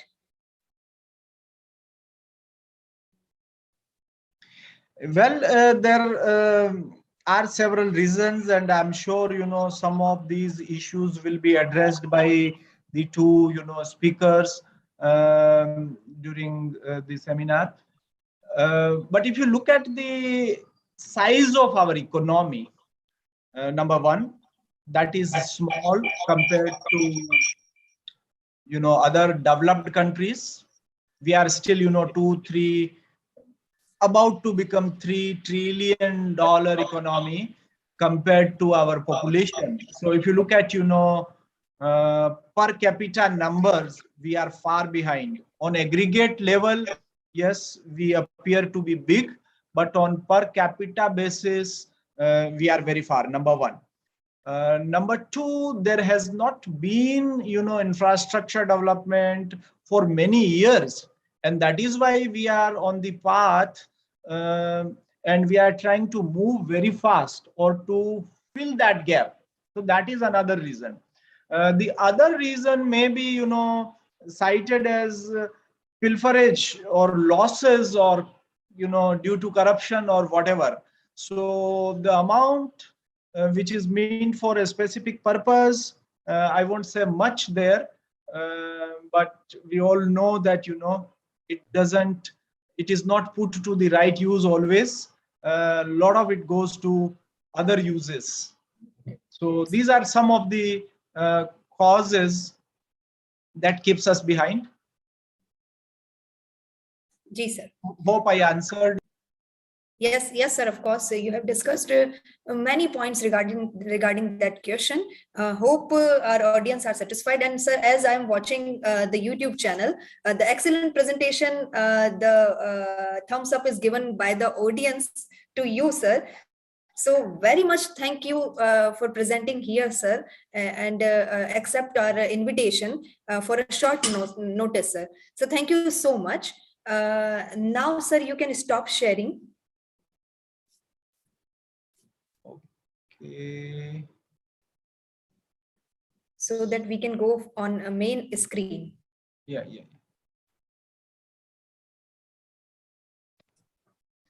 Will you help? Okay, stop share. I found it. Yeah. Yeah. Please. Thank you. Thank you. And kindly excuse me, I have to rush to a meeting. We are having a NAC accreditation visit. Otherwise, I would have loved to stay here for the rest of the webinar.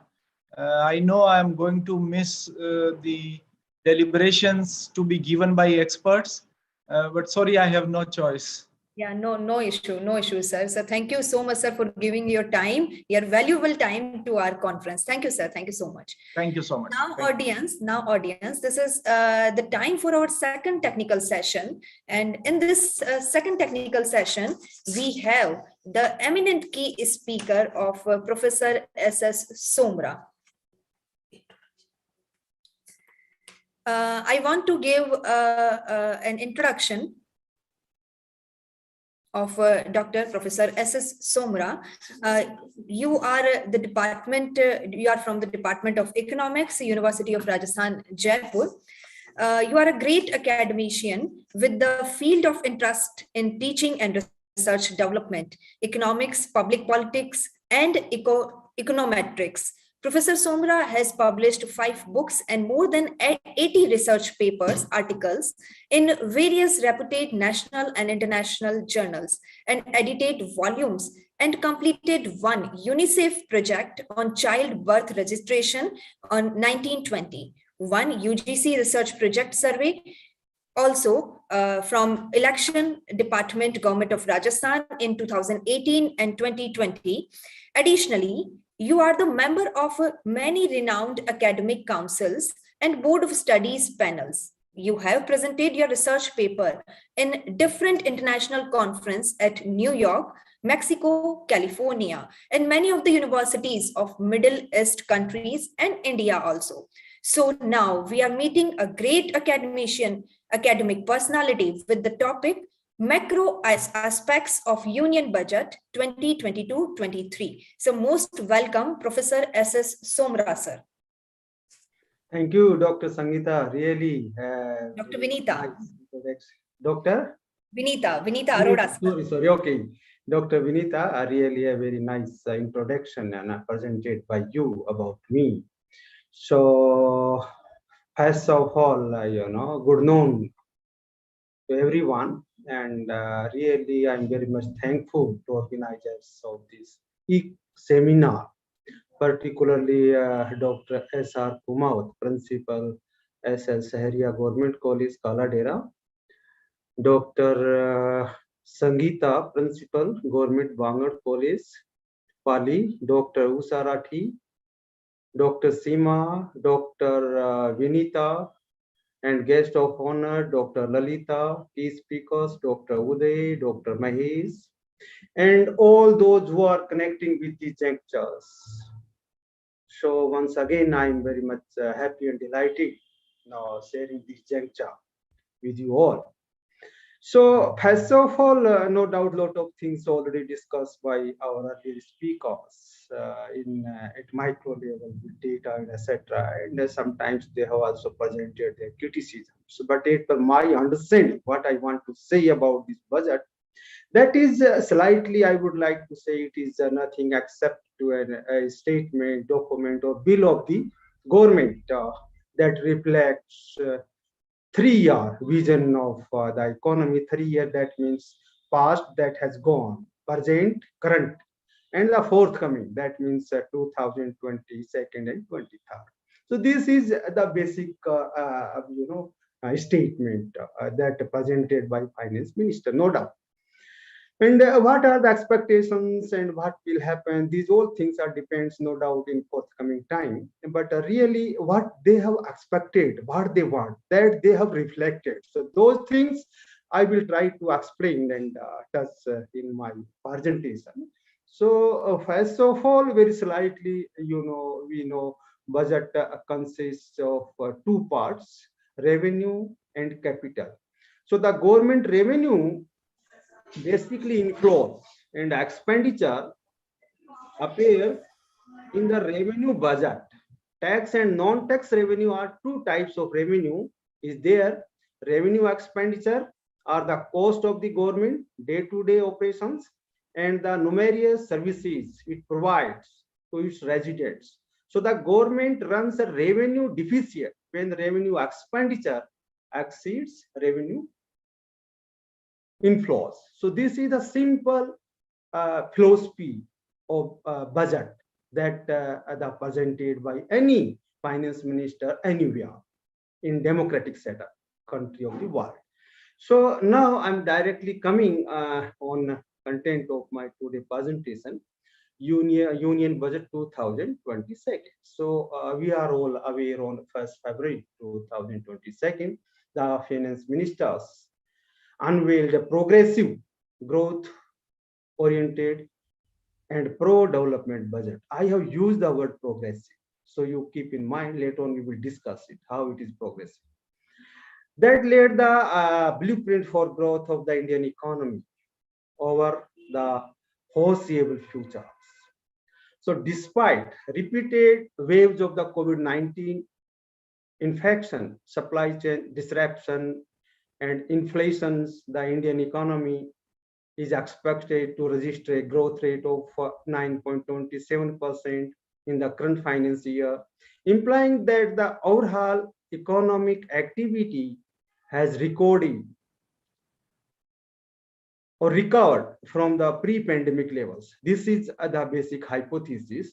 So the economic growth rate for 22nd-23rd projected almost 7.8%. The finance minister was quite clear about her intentions of steering India towards sustainable and inclusive development by providing a strong support to several sectors of the economy and a special focus to emerging sectors like solar power and electric vehicle infrastructure. This budget also sets its clear focus on strengthening the digital infrastructure by leveraging technology across areas such as health, ecosystem, education, skilling, financial services, and compliance.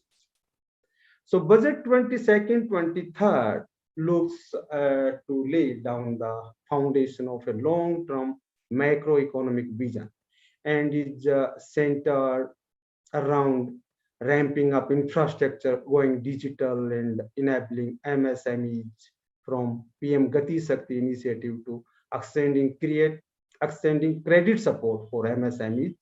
The budget looks to provide the framework for inclusive growth also. So with an aim to boost domestic manufacturing and create jobs following an increase in unemployment over the last 2 years. The Union Budget 22nd-23rd revolves around 4 key pillars. Number 1, inclusive development. Number 2, productive enhancement. Number 3, financing investment. And 4th, PM Gati Shakti. Okay, so some of the key developments around key developments announced under the inclusive development pillar are Har Ghar, Nal Se Jal, 3.8 crore households to be covered. PM Awas Yojana, PM Devi to fund infrastructure and social development based on fed needs of the Northeast aspirational blocks program for development of lagging blocks of aspirational districts, vibrant village program, targeting development of village on northern border left out from the development gains, digital banking by post office, 100% of post offices to come on the core banking system, digital payments, scheduled commercial banks to set up 75 digital banking units in 75 districts. So there is no denial that the pandemic took a toll on education, especially at government-run schools. The budget has come relief with the one class, one TV channel program of PV e-Vidya, which will be expanded from 12 to 200 TV channels to enable states in providing supplementary education regional language for classes 1 or 1st to 12th.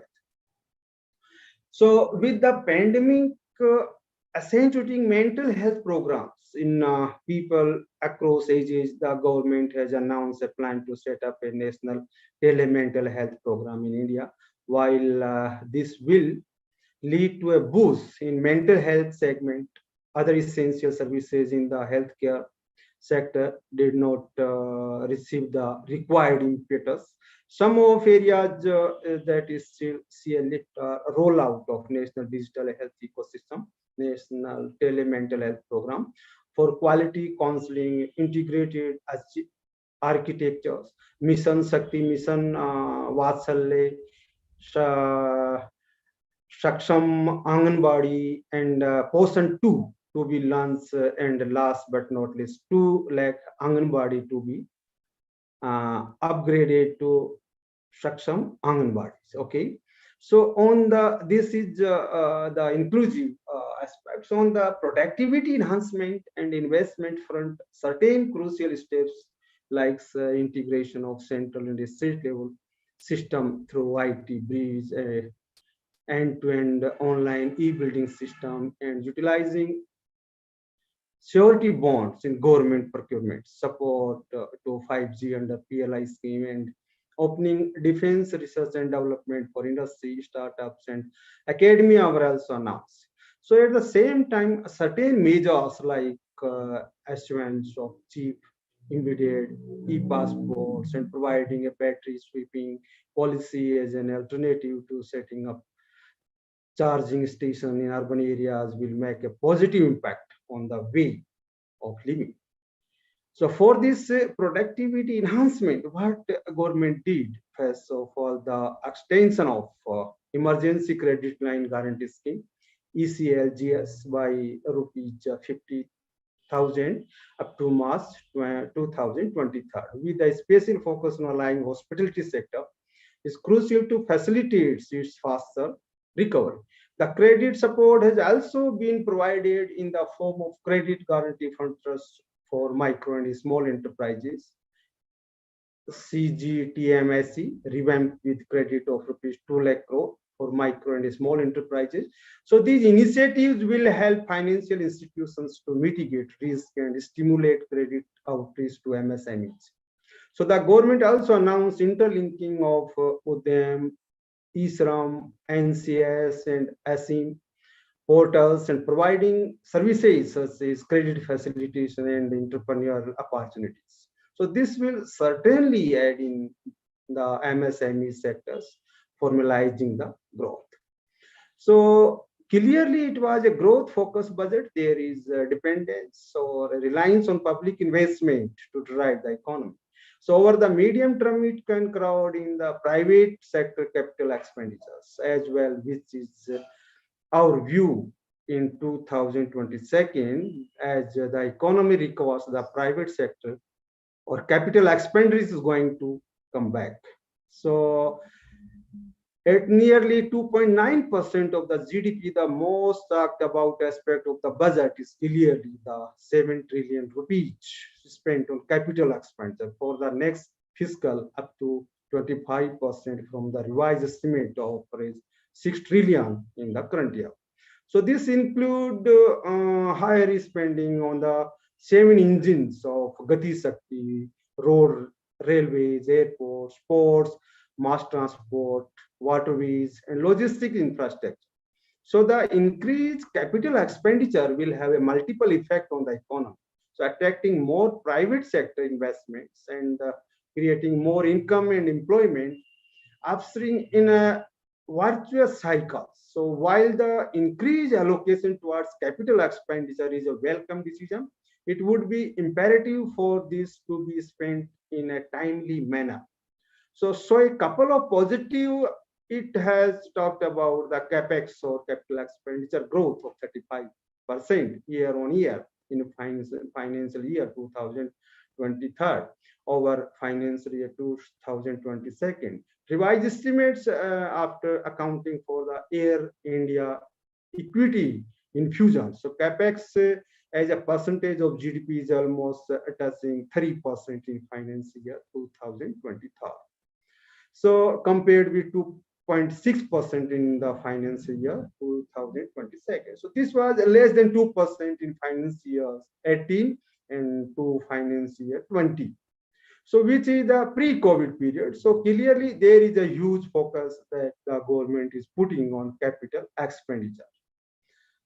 So with the proposed introduction of a digital rupee using blockchain and other technologies by the Reserve Bank of India, currency management system may prove more efficient and cheaper. So on the fiscal front, there were concerns that the government would likely see a sharp slippage on its fiscal deficit target, but the finance minister has announced only a marginal slippage is against a budget target of 6.8% of GDP in 2021-22. The fiscal deficit is now estimated at 6.9%, in line with the path of consolidation. So the finance minister has pledged to bring down its fiscal deficit to 6.4% of the GDP in 2022 and 23.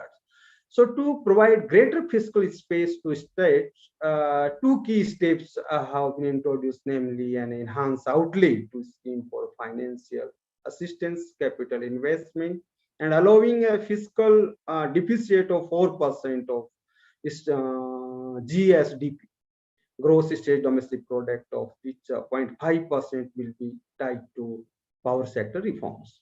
So on the direct tax front, there has no change in basic income tax exemption limits. So income slabs and tax rates. So the surcharge rate on all long-term capital assets have been kept at 15%. Option has been provided to file updated returns within 2 years from the end of the assessment year. So subject to payment of additional taxes and fulfillment of conditions. So the proposal also provide tax relief to people with disabilities. The period of incorporation of eligible startups has been extended by an additional year. Nearly incorporated manufacturing entitles will also be entitled to a year extension in the time for commencement of manufacture to quality under the concessional tax regime. So income from transfer to virtual assets will be taxed at 30%. So the budget also emphasized on basic litigation management to avoid repetitive appeals. The concessional rate of 15% on foreign dividends has been removed from finance year 22-23. So with respect to indirect tax, the time limit has been extended by 2 months up to November 30th. So with respect to transactions of previous finance year, such as saving of credit, issuance of credit note, so to pump prime the economy, the budget emphasized on Prime Minister Gati Shakti National Master Plan as a transformative approach to boost economic growth and sustainable development. Driven by its 7 engines, this include mass transport, waterways, railways, roads, airports, ports, and logistic infrastructure. So the strategy also covers National Master Plan aimed at world-class modern infrastructure and logistics synergy. So from Kisan drones to public-private partnerships to help deliver high-tech services to farmers, The union budget focus was clearly on increasing the overall use of technology in the agricultural sector to provide such high-tech services to farmers. Provide agri-tech players are likely to engage with the public sector. So under a scheme that will be launched in the PPP mode. So along with the focus on increasing farmers' digital presence, the proposal also provides the much needed boost to agri-tech startups, including a fund with blended capital raised under the co-investment model, which will be facilitated through NABARD. So additionally, chemical-free natural farming will be promoted throughout the country with a focus on farmers' lands in the 5-kilometer wide corridor along the river Ganga for farmers to adopt natural farming. Comprehensive package for the participation of state governments and MSMEs is to be introduced. So power have been granted to impose restrictions on utilization of balance electric credit ledger, blocking the credit in specific cases, SAGE reforms leading to replacement of SAGE Act, changes in custom administration of SAGE, introduction of risk-based intervention, and usage of common EDI platforms. So customs duty exemptions on capital goods will be gratefully withdrawn. So directionally, it is a pragmatic budget aimed at pump-priming the economy, ramping up government expenditure, and creating the right ecosystem for putting the Indian economy back on a high growth trajectory in line with the ambition of India fast forwarding towards becoming a $5 trillion economy. So this is the basic ambition of this budget, present government or particularly, our finance minister. So they have in their minds. So according to this, they have presented this document. Overall, as a student of economics, what I have understand and what I would like to say, it is a visionary document, no doubt, and it is no doubt a statement of forthcoming years, what we have expect, what we received and what we will expand on different sectors. So this type of things, no doubt, that is a raw statement, raw document, because last 2 years we have already faced, or not only we, even whole world, they have faced the problem of pandemic.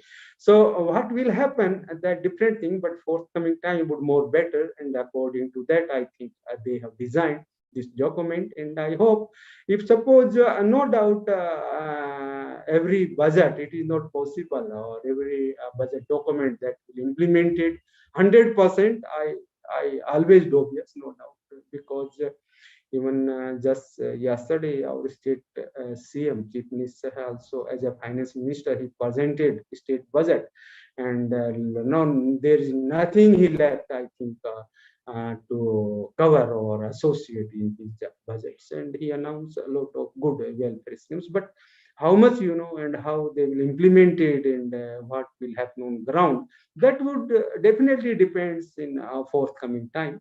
So to keep in mind, I think these all aspects or things, now I think I should stop it here. I don't know how much time I have taken, and it still remains some more minutes, I don't know, but I think it would more better for us, we discuss, lot of things with the students or faculty members. So I think now I should stop, or what you expect from me, I don't know. So, okay. Thank you once again to you all.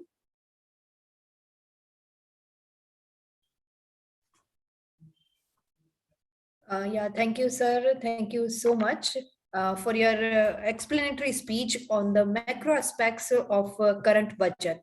So your wonderful speech fulfilled the thrust of our audience regarding many more burning issues that you have raised. Thank you so much, sir, that you spend your valuable time for our conference. Sir again मैं आपसे permission चाहूंगी, कुछ audience के प्रश्न मेरे पास WhatsApp पर आ रहे हैं. कोई प्रॉब्लम नहीं, बिल्कुल बिल्कुल, आप तो शुरू करो. जी सर। सर प्रश्न ये है कि अगेन पैंडेमिक सिचुएशन से रिलेटेड प्रश्न है, क्या हम इस पैंडेमिक सिचुएशन में जिस तरह से हमारी अर्थव्यवस्था बिल्कुल डाउन जो चली गई थी, क्या हम इसे ओवरकम करते हुए आगे बढ़ पाएंगे? ये जो करंट बजट है वो किस तरह से हमें शो करता है कि किस तरह से हम इस सिचुएशन को ओवरकम करके डेफिनेटली बहुत अच्छा विजनरी बजट है, और ऐसा सोच के ही सरकारों ने कि अब पेंडेमिक फेज लगभग ओवर हो गया है, तो उसी हिसाब से एक लॉन्ग टर्म विजनरी बजट इन्होंने कि बेसिकली हमारे क्या कि इंफ्रास्ट्रक्चर फैसिलिटी जो है, लॉजिस्टिक इंफ्रास्ट्रक्चर बहुत पुअर है, क्यों जनरली हम अपने आप को तुलना करते हैं यूएसए से और चाइना से, लेकिन उनका जो इंफ्रास्ट्रक्चर फैसिलिटी हमारे से बहुत आगे है। तो सरकार ने वही एक लॉन्ग टर्म प्रोस्पेक्ट्स ध्यान रखते हुए, और ईस्टर्न पार्ट में सब रोड्स वगैरह है, इनको बनाना है पीपीपी मोड पे, हमारा जो एग्जिस्टिंग इंफ्रास्ट्रक्चर उसको और मजबूती देनी है। तो इसमें इनका मेन मोटिव यही है कि आने वाले टाइम में हम येन के 5 ट्रिलियन इकोनॉमी तो बने,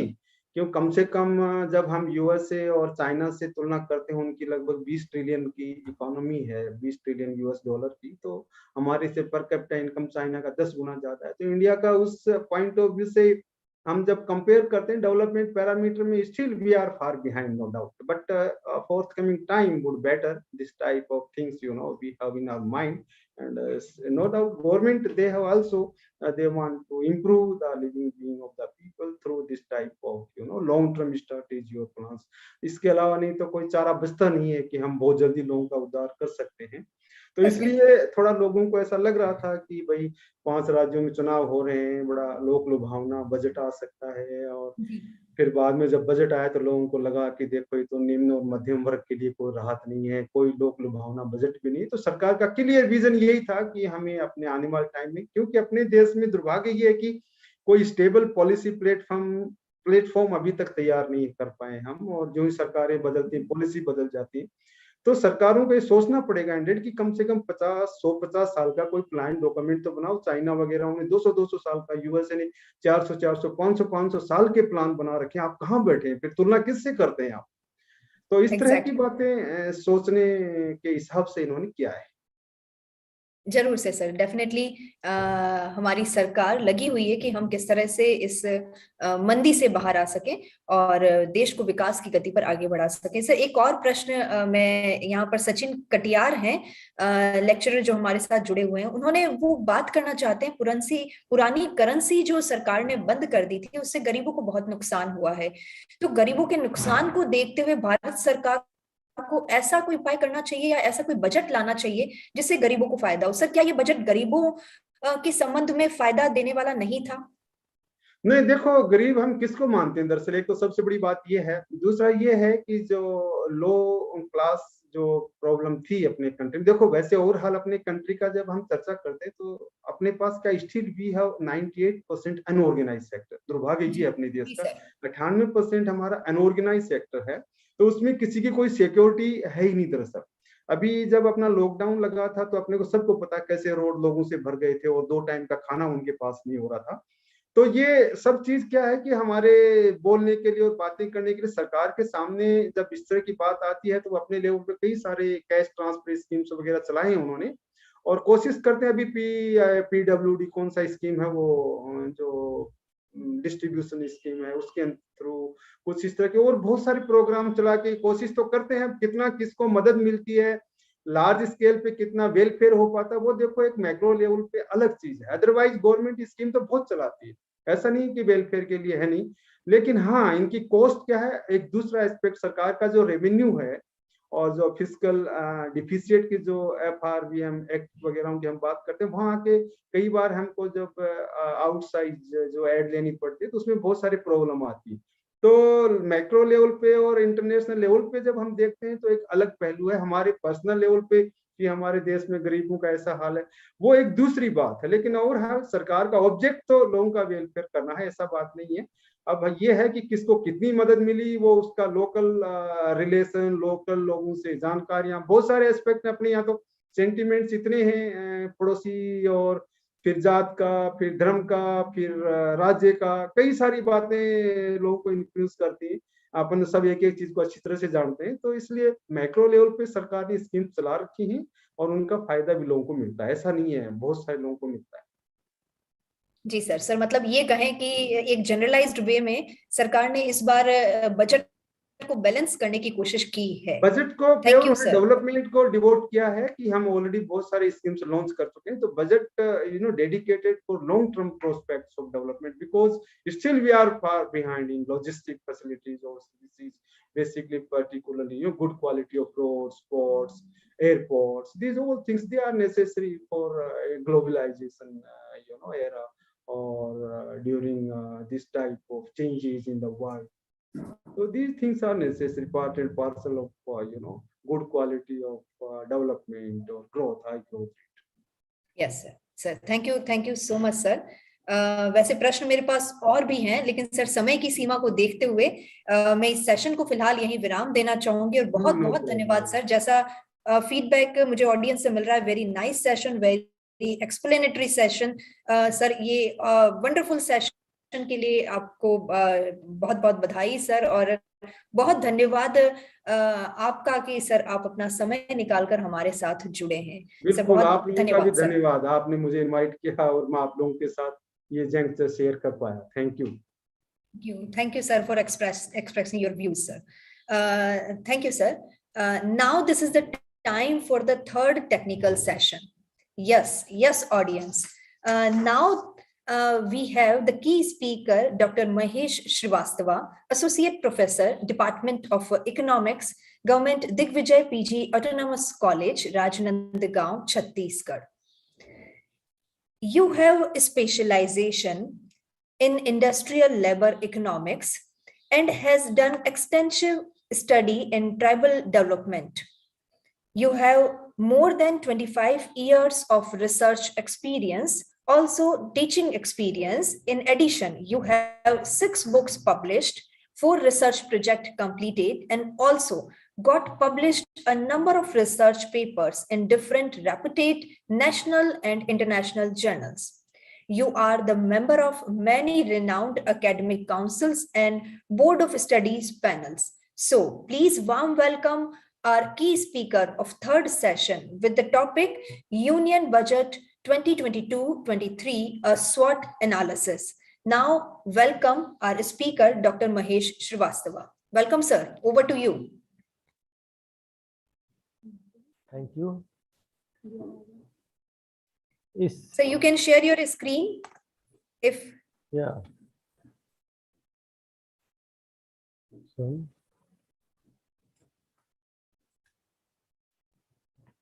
1 minute. Yeah, sir, it's visible. Visible? Yeah, sir. Thank you, sir. Okay. Thank you, madam. इस नेशनल वेबिनार के मुख्य संरक्षक एवं शासकीय बांगुर पीजी महाविद्यालय पाली के प्राचार्य doctor Sangeeta Verma, government college Kaladera के प्राचार्य डॉक्टर कुमावत, और वेबिनार में उपस्थित विशेषज्ञ डॉक्टर पालीवाल, डॉक्टर सुमरा, वेबिनार के संयोजक डॉक्टर सुषमा शर्मा, निर्देशक डॉक्टर उषा राठी मैडम, सचिव विनीता अरोड़ा मैडम, आयोजन समिति के सभी सदस्यों और सभी प्रतिभागियों को मेरा नमस्कार है। बहुत अच्छा विषय आपने लिया है। ये करंट या बर्निंग टॉपिक हम इसे कह सकते हैं, और इसकी चर्चा पूरे देश में हो रही है, इसलिए ऐसा विषय आप लोगों ने चुना है। आप सभी को धन्यवाद। मैं अपनी बात स्लाइड के माध्यम से करना चाहूँगा। तो मैंने कोशिश की है कि इसे कैसे मूल्यांकन किया जाए। तो मूल्यांकन करने की शुरुआत अपन करते हैं। वर्ष 2022 के लिए जीडीपी ग्रोथ 9.2% रहने का अनुमान है। कृषि और उद्योग में क्रमशः 3.9% और 11.8% की वृद्धि होने का अनुमान है। उद्योग क्षेत्र में ऋण वृद्धि में सुधार हुआ है, लेकिन सेवा क्षेत्र में अभी भी सुधार नहीं हुआ है। वर्ष 2022 के लिए घाटा -6.9% रहने की उम्मीद है। दिसंबर 2021 में मुद्रास्फीति बढ़कर 5 महीने के उच्च स्तर अर्थात 5.6% हो गई, जिसमें मुद्रास्फीति 6.1% के उच्च स्तर पर रही है। मार्च 2021 की तुलना में दिसंबर 2021 में भारतीय रुपयों में 3.4% की गिरावट आई है। नेक्स्ट, अब हम देखते हैं इसका इम्पैक्ट क्या है। 2022-23 में पूंजीगत बजट का लगभग 68% घरेलू उद्योगों के लिए रखा गया है। इससे आयात कम होने की उम्मीद है। हमारा आयात बहुत अधिक था, इसलिए इससे कम हो गया ऐसा लगता है। और सशस्त्र बलों डिफेंस के लिए उपकरणों में आत्मनिर्भरता को बढ़ावा मिलेगा इससे। सड़क परिवहन और राज्य मार्ग मंत्रालय के आवंटन में लगभग 2 लाख करोड़ की वृद्धि देखी गई है। यह अर्थव्यवस्था उद्योगों के लिए बड़े पैमाने पर रोजगार में सृजन देगा, ऐसा मानना है। पूंजी परिव्यय होने से उद्योग को वापस उछाल देने मदद मिलेगी, उनकी वृद्धि होगी, जिससे उनके श्रम बाजार में मौजूदा आशंका और चिंता कम होगी, क्योंकि लोगों को रोजगार मिलेगा। अब हम देखते हैं कि यहाँ पर बजट 2022-23 का मिनिस्ट्री वाइज लोकेशन डिफेंस के लिए हम देखते हैं 525.2 हजार करोड़ का प्रावधान है। Consumer affairs, food and public distribution की बात करें तो यहाँ पर 217.7 हजार करोड़ रुपए की व्यवस्था की गई है। रोड ट्रांसपोर्ट एंड हाईवेज के लिए 199.1 हजार करोड़ रुपए, होम अफेयर्स के लिए 185.8 हजार करोड़ रुपए, रेलवेज के लिए 140.4 हजार करोड़ रुपए, रूरल डेवलपमेंट की बात की जाए तो 138.2 हजार करोड़ रुपए, एग्रीकल्चर सेक्टर की बात की जाए तो 132.5 हजार करोड़ रुपए, केमिकल्स के लिए 107.7 हजार करोड़ रुपए, कम्युनिकेशन के लिए 105.4 हजार करोड़ रुपए की व्यवस्था इस बजट में की गई है। यानी सबसे अधिक डिफेंस रक्षा क्षेत्र में हमने किया हुआ है, जो हर साल होता है और यह आवश्यक है। अब हम थोड़ी सी किसानों की बात कर लें कि एग्रीकल्चर के सेक्टर में क्या प्रावधान किया गया है। किसानों को सुनिश्चित आय करने के लिए सरकार ने वित्तीय वर्ष 2022-23 के लिए गेहूं और धान किसानों को एमएसपी या न्यूनतम समर्थन मूल्य का प्रत्यक्ष भुगतान के लिए 2.37 लाख करोड़ की घोषणा की है। पूरे देश में रासायनिक मुक्त प्राकृतिक खेती को बढ़ावा दिया जाएगा। गंगा नदी के किनारे 5 किलोमीटर चौड़े कॉरिडोर में किसानों को जमीन पर शुरुआती फोकस है। नाबार्ड जो है एक बैंक है जो कृषि और ग्रामीण उद्यमों के लिए स्टार्टअप को कुपोषित करने के लिए फंड की सुविधा प्रदान करेगा। फसल मूल्यांकन, भूमि अभिलेखों के डिजिटल जो है कीटनाशकों के छिड़काव और पोषक तत्वों के लिए किसान ड्रोन का प्रयोग को बढ़ावा दिया जाएगा। तिलहन के आयात पर निर्भरता कम करने के लिए तिलहन का घरेलू उत्पादन बढ़ाने की युक्तियुक्त एवं व्यापक योजना लागू की जाएगी, क्योंकि तिलहन हम अधिक आयात करते हैं। उसके बाद आगे इसका ये प्रावधान बजट में दिया गया है। उसके अनुसार नदी जोड़ने की परियोजना से 9.08 लाख हेक्टेयर किसानों को सिंचाई का लाभ मिलेगा, क्योंकि नदियों को जोड़ने का प्लान चल रहा है पिछले कई वर्षों से। 62 लाख लोगों को पेयजल की आपूर्ति होगी, ऐसी उम्मीद की जा रही है। ग्रामीण बुनियादी ढांचा कोष के लिए आवंटन में वृद्धि का ग्रामीण और कृषि अर्थव्यवस्था पर सकारात्मक प्रभाव पड़ेगा, जिससे समावेशी विकास होगा, ऐसा माना जा रहा है। यह बजट किसान की आय बढ़ाने और कृषि क्षेत्र के विकास को बढ़ाने के लिए लागत को कम करने के लिए सुधार प्रदान नहीं करता। यानी इसमें किसानों की आय को बढ़ाने की बात हो या लागत कम करने की बात हो, उसका यहाँ पर जिक्र नहीं है, जैसा कि लोग उम्मीद कर रहे थे। तो यहाँ पर एक ये बात भी है।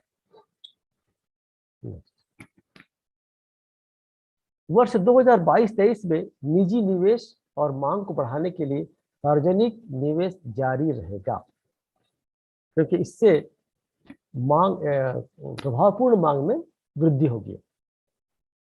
2022-23 में पूंजीगत व्यय के लिए परिव्यय 35.4% से बढ़कर 7.50 लाख करोड़ हो गया, जो चालू वर्ष में 5.54 लाख करोड़ रुपए था।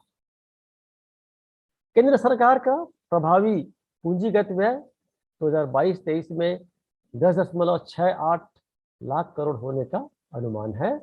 130 लाख MSME कार्ड, जो लघु सूक्ष्म उद्योग हैं, तो क्रेडिट कार्ड गारंटी योजना के तहत अतिरिक्त ऋण प्रदान किया जाएगा। क्रेडिट लिंक गारंटी योजना को मार्च 2023 तक बढ़ाया जाएगा, जो पहले 2015 में इसकी शुरुआत हुई थी और ये खत्म होने की स्थिति पे थी, लेकिन इसे 2023 तक बढ़ाए जाने का निर्णय लिया गया है।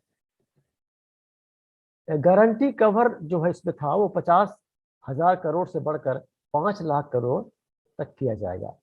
सूक्ष्म और लघु उद्योगों के लिए क्रेडिट गारंटी ट्रस्ट के तहत सूक्ष्म और लघु उद्योगों के लिए 2 लाख करोड़ का अतिरिक्त ऋण दिया जाएगा। यहाँ पर कहने का मतलब ये है कि जो ऐसे सेक्टर है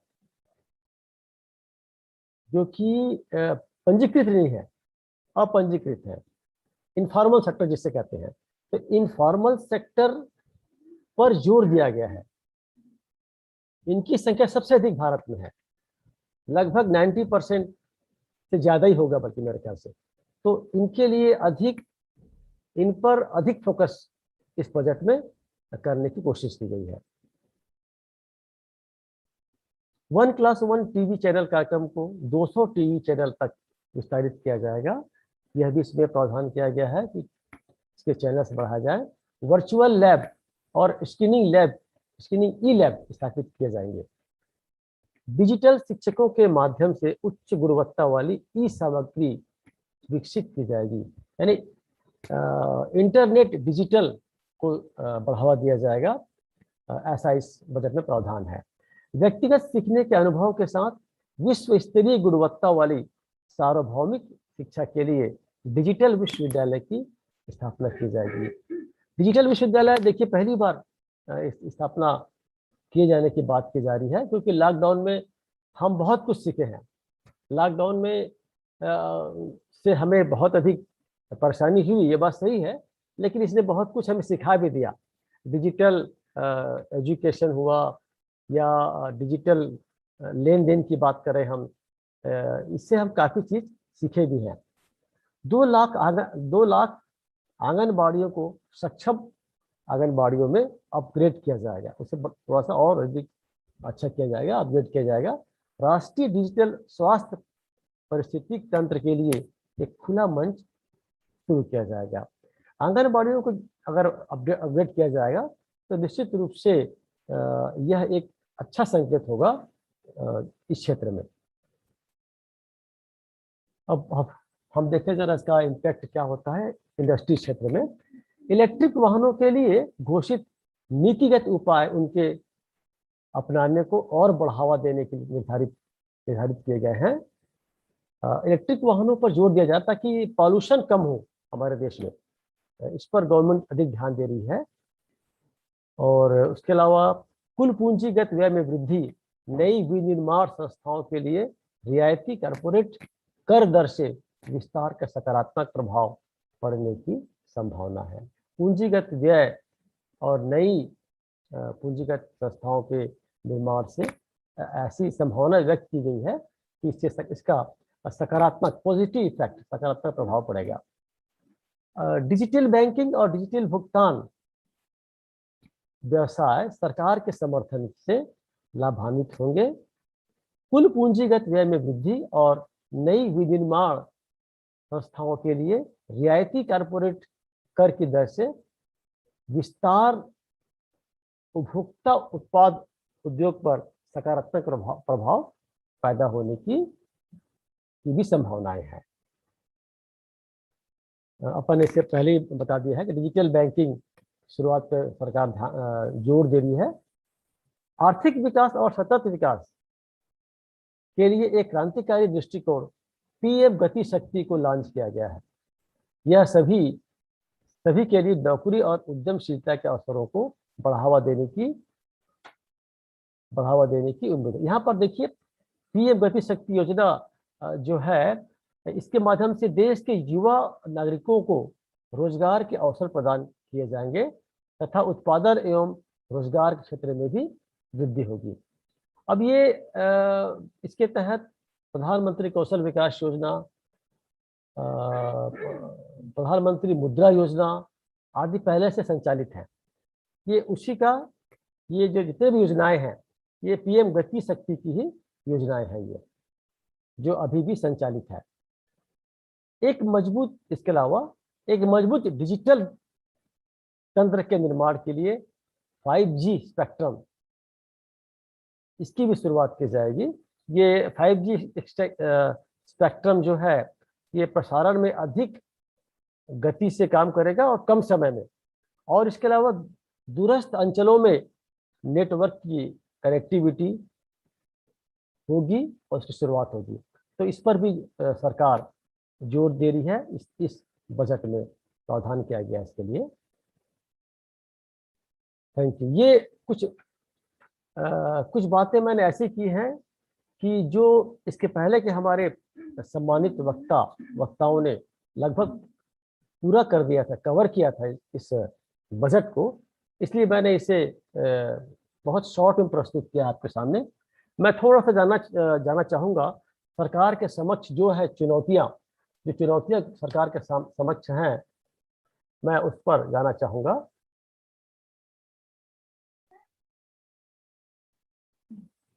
इसके अलावा जो हम चुनौतियों की बात कर रहे थे, तो सरकार ने क्रिप्टो करेंसी की बात के बारे में कहा है कि यद्यपि यह लीगल नहीं है, सरकार की दृष्टि से यद्यपि यह लीगल नहीं है, लेकिन उसे एक एसेट्स के रूप में स्वीकार गवर्नमेंट कर रही है।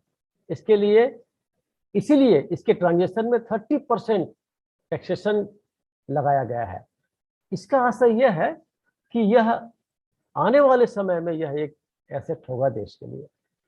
सरकार ने डिजिटल करेंसी निकालने की बात भी कही है, वह किस तरह आएगी यह आने वाला समय के साथ स्पष्ट होगा।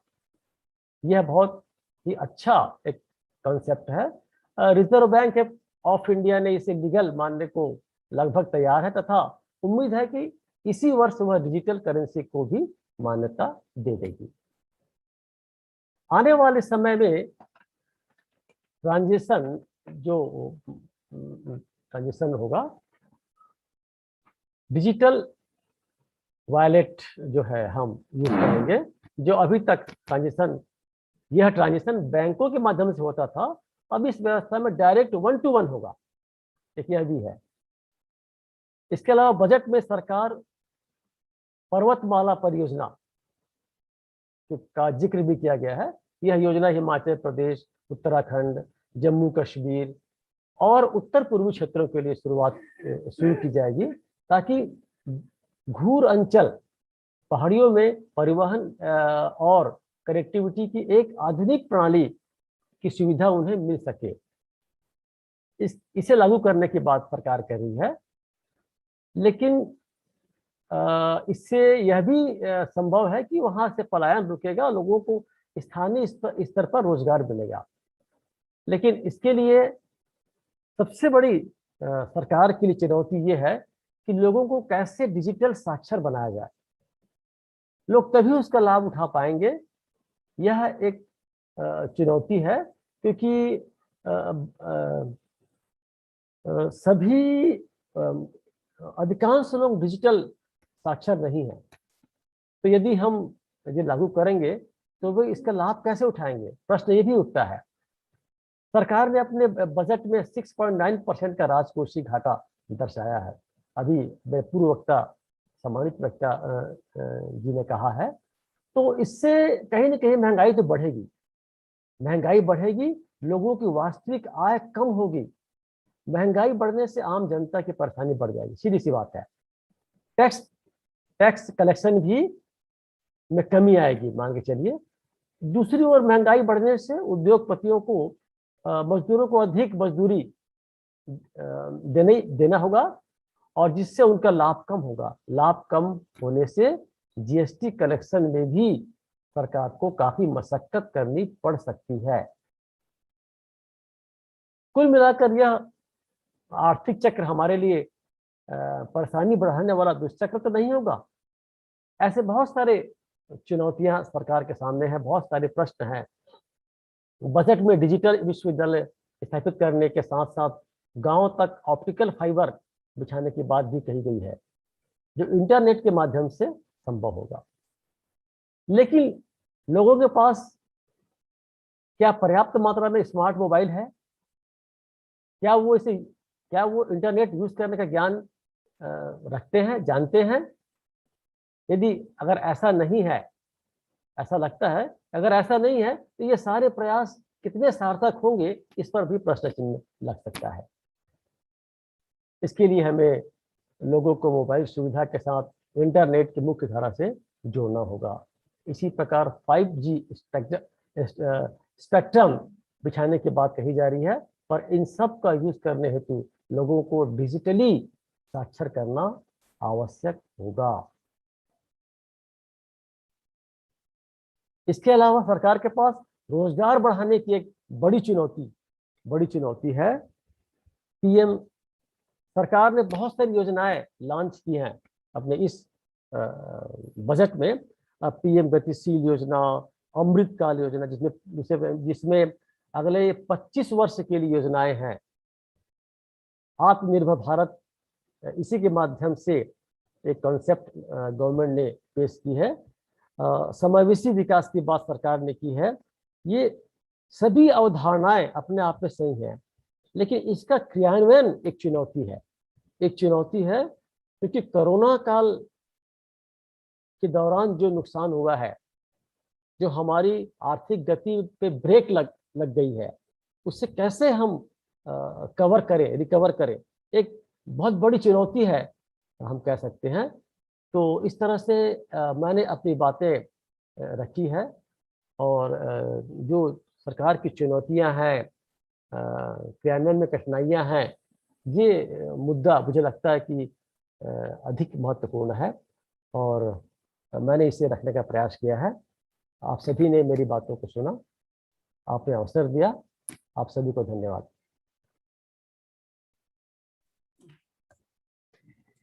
Thank you doctor Mahesh Srivastava. आपने बहुत ही ज्ञानवर्धक बातें हमारे ऑडियंस के बीच में रखी है sir.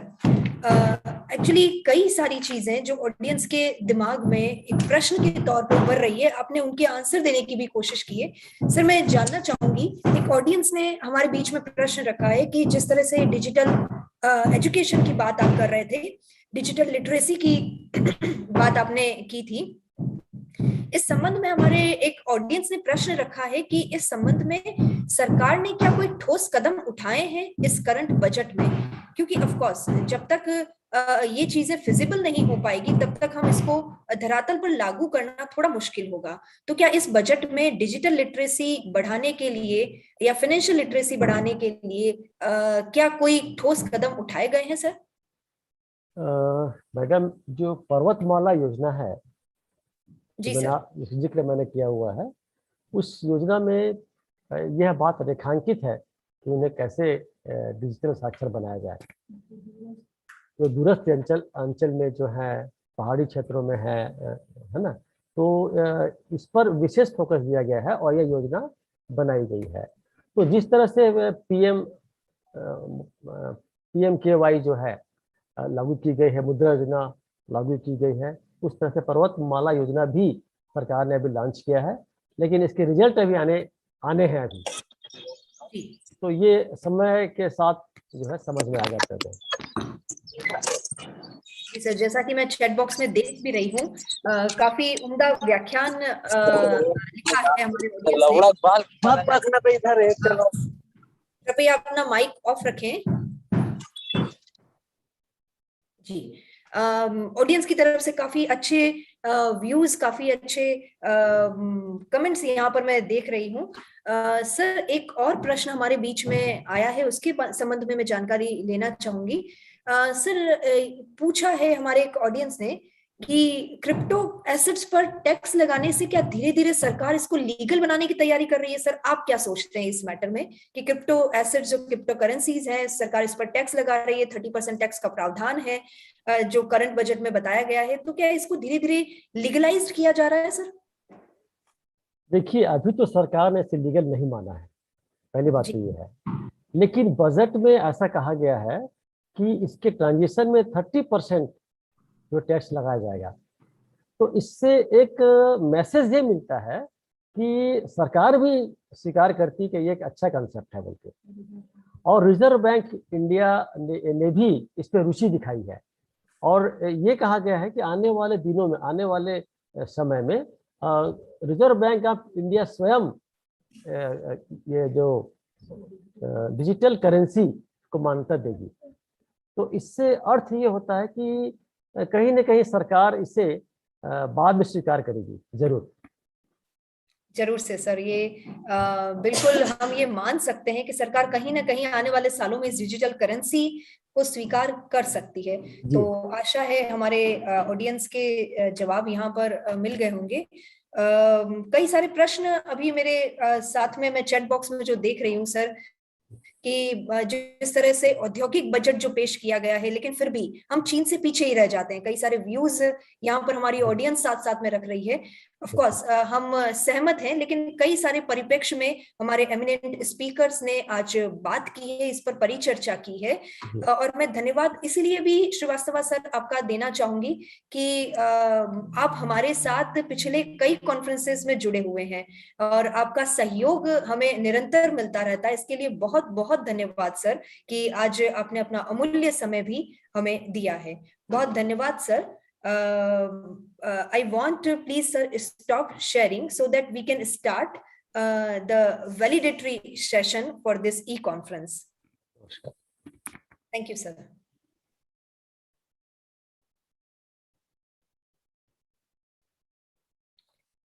Now, audience, I hope this e-conference has the trust of yourself that we have arised during organizing of this e-conference in the collaboration of Govt College, Kaladera, Jaipur.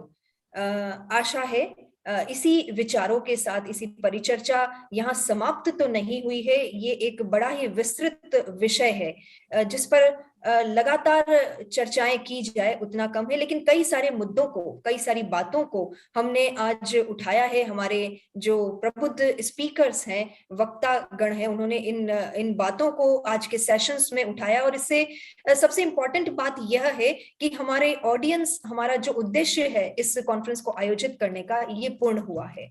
तो इसी के साथ बहुत धन्यवाद सभी हमारे स्पीकर्स का। Now this is the time for the validatory session. जी हाँ, in this validatory session we are opening the session for the feedback, and on my WhatsApp, on my group, I am getting lots of feedback regarding our session, regarding our speakers.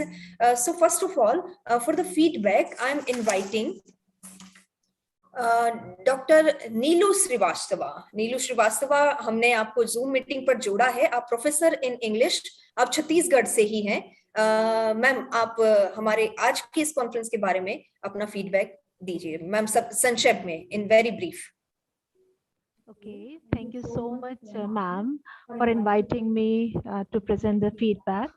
Uh, First of all, I would like to congratulate the entire team who has organized this national webinar on such a relevant topic in today's scenario, because budget 22 is still not very much explored, and this webinar, I am sure, and I must say that it has been successful in decoding budget 22 in a true sense.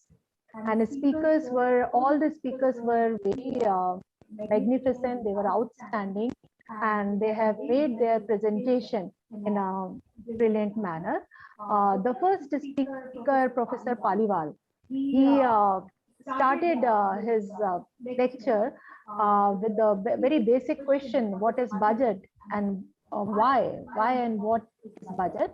And as he said that budget is a monitoring tool for presenting a financial proposal by the central government, then he touched some important aspects like cryptocurrency, PM Awas Yojana, Parvatmala Yojana, taxation, national education mission, national health mission, PM Gram Sadak Yojana, and many more policies. He also raised some very significant questions on the implementation and delivery of these policies, because if these policies are not properly implemented, then these will remain just simply numbers in a budget. Moreover, he also compared Indian budget with the world's many developed and developing countries. And Mr. Paliwal also expressed some of his concern regarding this budget. So his lecture was very, very enlightening.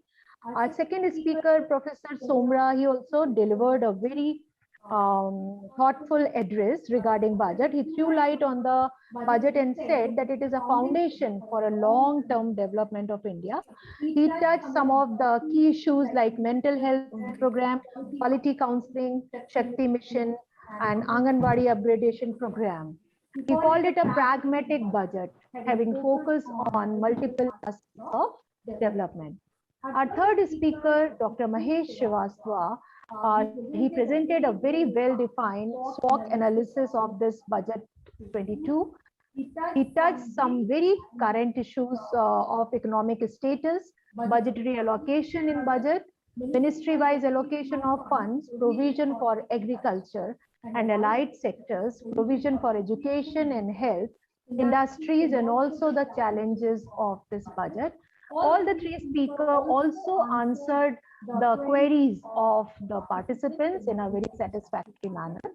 So in a nutshell, I can say that all the speakers, they covered each and every aspect of budget and made clear very intricate issues of the budget in a very, very easy manner.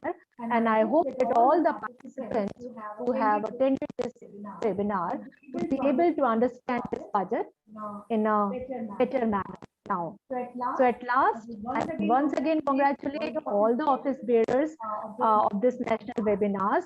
And this webinar has definitely proved to be a very successful e-conference on a very significant topic, which is relevant not only to the students of economics, but to every citizen of India, because budget is related to everyone. And I also wish to thank the organizers for inviting me to give my feedback and listening patiently. Thank you so, so much. Thank you, Dr. Neelu Srivastava, for your nice words, for your nice feedback for our organizing team and for this e-conference. Next, I'm inviting Dr. Mahima Gupta. She's from Government Bangur, SD Government College, Byawar se hai, Assistant Professor in Accountancy. Dr. Mahima Gupta. Good afternoon. Good afternoon, everyone. आज जो ये ई conference हुई है, सबसे पहले तो मैं पूरी टीम को बधाई देना चाहूंगी कि उन्होंने इतने सिग्निफिकेंट टॉपिक पे ई कॉन्फ्रेंस ऑर्गेनाइज की। आज के सभी स्पीकर्स ने बजट को प्रैक्टिकली इतना अच्छे से समझाया है कि हर कोई इसके बारे में बहुत ही माइन्यूटली समझ पाने में सक्सेस हो गया है। तो thank you to all the speakers and very, very congratulations to the organizing team. Thank you. Thank you, Dr. Mahima. You really gave a nice feedback for our team. Now I am inviting Dr. Chayan Mehta. She's Associate Professor in Chemistry and from Govt College, Jodhpur. Dr. Chayan Mehta. Yeah, ma'am. धन्यवाद विनीता जी। राजकीय बांगड़ महाविद्यालय पाली के प्राचार्य doctor Sangeeta ma'am, RLS college Kaladera के प्राचार्य doctor Kumawat, आयोजन सचिव doctor Vinita, doctor Seema Parik एवं इस नेशनल ई कॉन्फ्रेंस आयोजित कराने वाले सारे ऑर्गेनाइजेशन टीम को सबसे पहले मैं बहुत बहुत बधाई देना चाहती हूँ आपके इस बहुत ही सुंदर आयोजन के लिए। आप सभी बहुत बधाई के पात्र हैं। आपने decoding union budget 2022-23 prospects and challenges जो विषय रखा है अपनी ई कॉन्फ्रेंस का, वो वाकई एक बहुत ही अच्छा विषय है जिसकी चर्चा आज पूरे देश में हो रही है। और इस चर्चा में आपने बहुत ही नॉलेजेबल की स्पीकर्स को सभी ऑडियंस के सामने रखा, तो वाकई में आप लोग बहुत बहुत बधाई के पात्र हैं। जैसा कि हम सभी जानते हैं कि बजट सभी के जीवन को प्रभावित करता है और इस बजट जो कि सभी के जीवन को प्रभावित करता है, उसकी संभावनाओं और चुनौतियों को सभी स्पीकर्स ने बहुत ही संक्षिप्त रूप में बहुत अच्छी तरह से समझाने का प्रयास किया है। सर्वप्रथम प्रोफेसर उदयलाल जी पालीवाल सर ने तुलनात्मक अध्ययन के रूप में, SS सोमरा सर ने इम्पैक्ट एनालिसिस बताकर और डॉक्टर महेश श्रीवास्तव ने बहुत ही विस्तृत अध्ययन को बहुत सुलभ भाषा में हमारे विद्यार्थियों तक पहुंचाया। निश्चित रूप से आप तीनों के ये व्याख्यान हमारे सभी फैकल्टी मेंबर्स, हमारे साथियों के साथ साथ हमारे विद्यार्थियों के लिए भी बहुत ही उपयोगी रहेंगे। सर, आप सभी का बहुत बहुत आभार और बहुत बहुत धन्यवाद। और सबसे ज्यादा धन्यवाद हमारे बांगड़ कॉलेज की टीम का और कालाडेरा कॉलेज की टीम का कि जिन्होंने इतना अच्छा प्रोग्राम डिजाइन किया और हम सब जो कि इकोनॉमिक्स और कॉमर्स से जुड़े हुए नहीं हैं, वो भी बजट को किस तरह से, क्योंकि बजट तो इम्पोर्टेंट सभी के लिए है, किस तरह से आसानी से इसे समझ पाए। आप सभी के को इस सुंदर आयोजन के लिए बहुत बहुत बधाई। आपने मुझे फीडबैक के लिए इनवाइट किया। I am very thankful to you all. Thank you very much. Thank you. Thank you चैन मैम, आपके आपकी इंस्पायरिंग वर्ड्स ऑलवेज हमें इसी तरह से मोटिवेट करते रहेंगे। Thank you so much.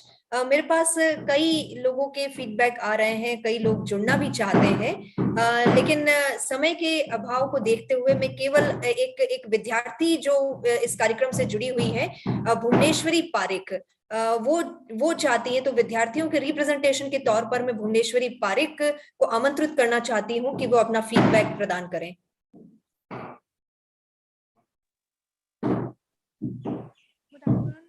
Bhuvaneshwari,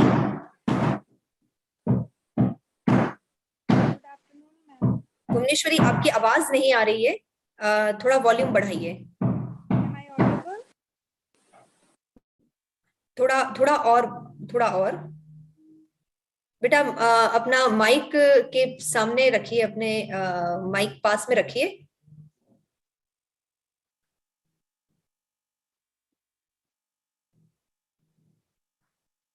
Bhuvaneshwari,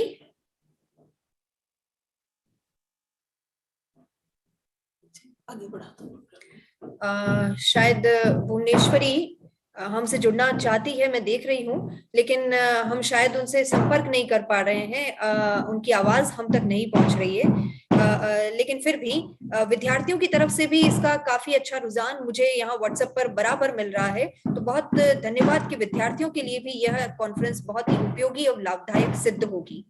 अब अंत में आमंत्रित करती हूँ, भुवनेश्वरी आप जुड़ पा रही हैं हमसे?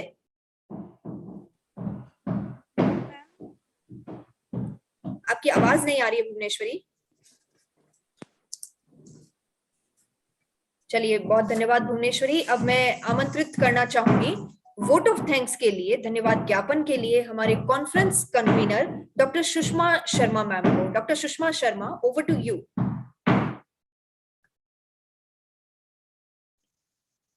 Thank you Vinita ji. आप सभी को नमस्कार।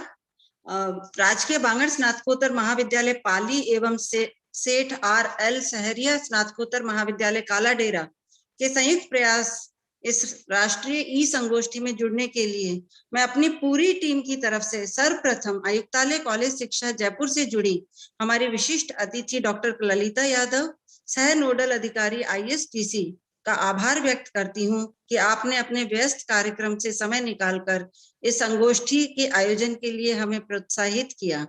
आयुक्तालय के नवाचार प्रकोष्ठ ने मैडम पहले ही हम लोगों को इस तरह के आयोजन के लिए ट्रेन कर दिया था कि कोविड-19 के समय में आपने ऑनलाइन अध्ययन एवं अध्यापन का जो इनिशिएटिव लिया था, उस वजह से इस तरह के कार्यक्रम के आयोजन के लिए हम लोग तैयार हो गए थे। बहुत बहुत धन्यवाद मैडम आपका जुड़ने के लिए। मैं हृदय से आभारी हूँ हमारे आज के तीनों मुख्य वक्ताओं की, निर्मा यूनिवर्सिटी से जुड़े professor Udaylal Paliwal, professor SS Samra एवं डॉक्टर महेश श्रीवास्तव की, जिन्होंने केंद्रीय बजट की व्याख्या बड़े ही सरल और सारगर्भित व्याख्यानों से की। सर, केंद्रीय बजट की जो भाषा होती है हम लोगों के लिए बहुत जटिल होती है, लेकिन आपके सारगर्भित व्याख्यान ने हमें कई तकनीकी क्षेत्रों को समझा दिया। सर, आप सभी ने हमारी इस राष्ट्रीय ई संगोष्ठी से जुड़कर हमारे इस आयोजन के उद्देश्य को सफल बनाया। इस राष्ट्रीय ई संगोष्ठी की मुख्य संरक्षिका हमारे महाविद्यालय की प्राचार्य एवं हमारी प्रेरणा स्रोत डॉक्टर संगीता वर्मा एवं संरक्षक डॉक्टर SR कुमावत का मैं हृदय से आभार व्यक्त करती हूँ कि आपके सहयोग ने इस संगोष्ठी के आयोजन को बहुत आसान कर दिया। साथ में ही संगोष्ठी की निदेशक डॉक्टर उषा राठी का धन्यवाद कि आपने इस ज्वलंत विषय पर राष्ट्रीय ई संगोष्ठी के आयोजन का स्वप्न रखा, और आयोजन सचिव डॉक्टर सीमा पारिक एवं डॉक्टर विनीता अरोड़ा का तो बहुत बहुत धन्यवाद और आभार कि आप लोगों के अथक परिश्रम से इस आयोजन को हम सफल बना पाए और इसको साकार कर पाए। हमारे तकनीकी सहयोगी श्री अल्ताफ एवं श्री महिपाल को भी धन्यवाद, जिन्होंने कदम कदम पर हमें अपना सहयोग प्रदान किया और इसके संगोष्ठी के तकनीकी क्षेत्र को संभाला। अंत में मैं इस संगोष्ठी से जुड़े सभी प्रतिभागियों का, हमारे विद्वान विदुषी साथी एवं विद्यार्थियों का हृदय से आभार प्रकट करती हूँ, क्योंकि आपके जुड़े बिना हमारा ये आयोजन कभी भी सफल नहीं हो पाता। एक बार पुनः आप सभी को इस संगोष्ठी को सफल बनाने के लिए बहुत बहुत आभार एवं धन्यवाद। धन्यवाद। बहुत ही धन्यवाद मैडम, और सबसे ज्यादा धन्यवाद आपका कि आपने एक संयोजिका के रूप में जिस तरह से हमें मार्गदर्शन प्रदान किया है, एक फ्री हैंड, एक स्वतंत्रता हमें प्रदान की है, इसके संबंध में बहुत धन्यवाद कहना चाहती हूँ मैं पूरी टीम की तरफ से। इसी के साथ मैं अपने ऑडियंस से रूबरू होना चाहूंगी। मैं बता देना चाहूंगी कि फीडबैक लिंक यूट्यूब पर शेयर किया जा चुका है। आपके फीडबैक लिंक भरते ही आपको सर्टिफिकेट मिल जाएंगे, लेकिन हमारे पास 100 तक की सीमा होती है, 100 तक की लिमिट होती है। इस वजह से हम केवल 100 सर्टिफिकेट आज इशू हो पाएंगे। आपने फीडबैक लिंक भरा है लेकिन सर्टिफिकेट नहीं मिला है तो प्लीज आप थोड़ा वेट करें। अगले दिनों में, आगे आने वाले कुछ दिनों में आपको सर्टिफिकेट जरूर से इशू कर दिए जाएंगे। तो बहुत बहुत धन्यवाद हमारी ऑडियंस का। मैंने पूरी तरह से कोशिश की है आपके प्रश्नों को अपने वक्ताओं तक पहुंचाने की, लेकिन फिर भी आपके प्रश्नों का उत्तर आशा है आपको पूरी तरह से मिल चुका होगा। इसी के साथ आप सभी हमारे साथ जुड़े उसका बहुत बहुत धन्यवाद, और स्पेशली धन्यवाद डॉक्टर सीमा पारिक मैम का कि आपने आयोजन सचिव के रूप में पूरी तरह से मुझे सपोर्ट किया। एक तरह से जो मंत्र आपने मुझे दिया है कि विनीता गो अहेड, तो बहुत धन्यवाद मैम आपका। Lots of thanks to you. Doctor Usha Rathi, you really deserve it. Doctor Usha Rathi, आपका नाम लिए बिना इस कॉन्फ्रेंस को खत्म करना शायद मेरे लिए संभव नहीं होगा, क्योंकि आपने जिस तरह से डायरेक्शन मुझे दिया है, जो मोटिवेशन मुझे दिया है, रातों रातों तक हम जगकर बात किया करते थे और इस कॉन्फ्रेंस के बारे में चर्चा किया करते थे, तो आपके सहयोग के बिना शायद ये कॉन्फ्रेंस संभव नहीं हो पाती। तो thank you doctor Usha Rathi. Finally, I am thanking our patron and chief patron. आपका बहुत धन्यवाद कि आपने हमारे patron doctor SR Kumawat sir और हमारी chief patron doctor Sangeeta Verma ma'am, आपने जिस तरह से एक वास्तव में संरक्षक के तौर पर इस कॉन्फ्रेंस को सफल बनाने में हमारा पूर्ण सहयोग दिया, हर मुद्दे पर आपने अपनी स्वीकृति प्रदान की, इसके लिए बहुत बहुत धन्यवाद। अंत में हमारी सभी ऑडियंस का, हमारे सभी स्पीकर्स का आभार, धन्यवाद। धन्यवाद। धन्यवाद।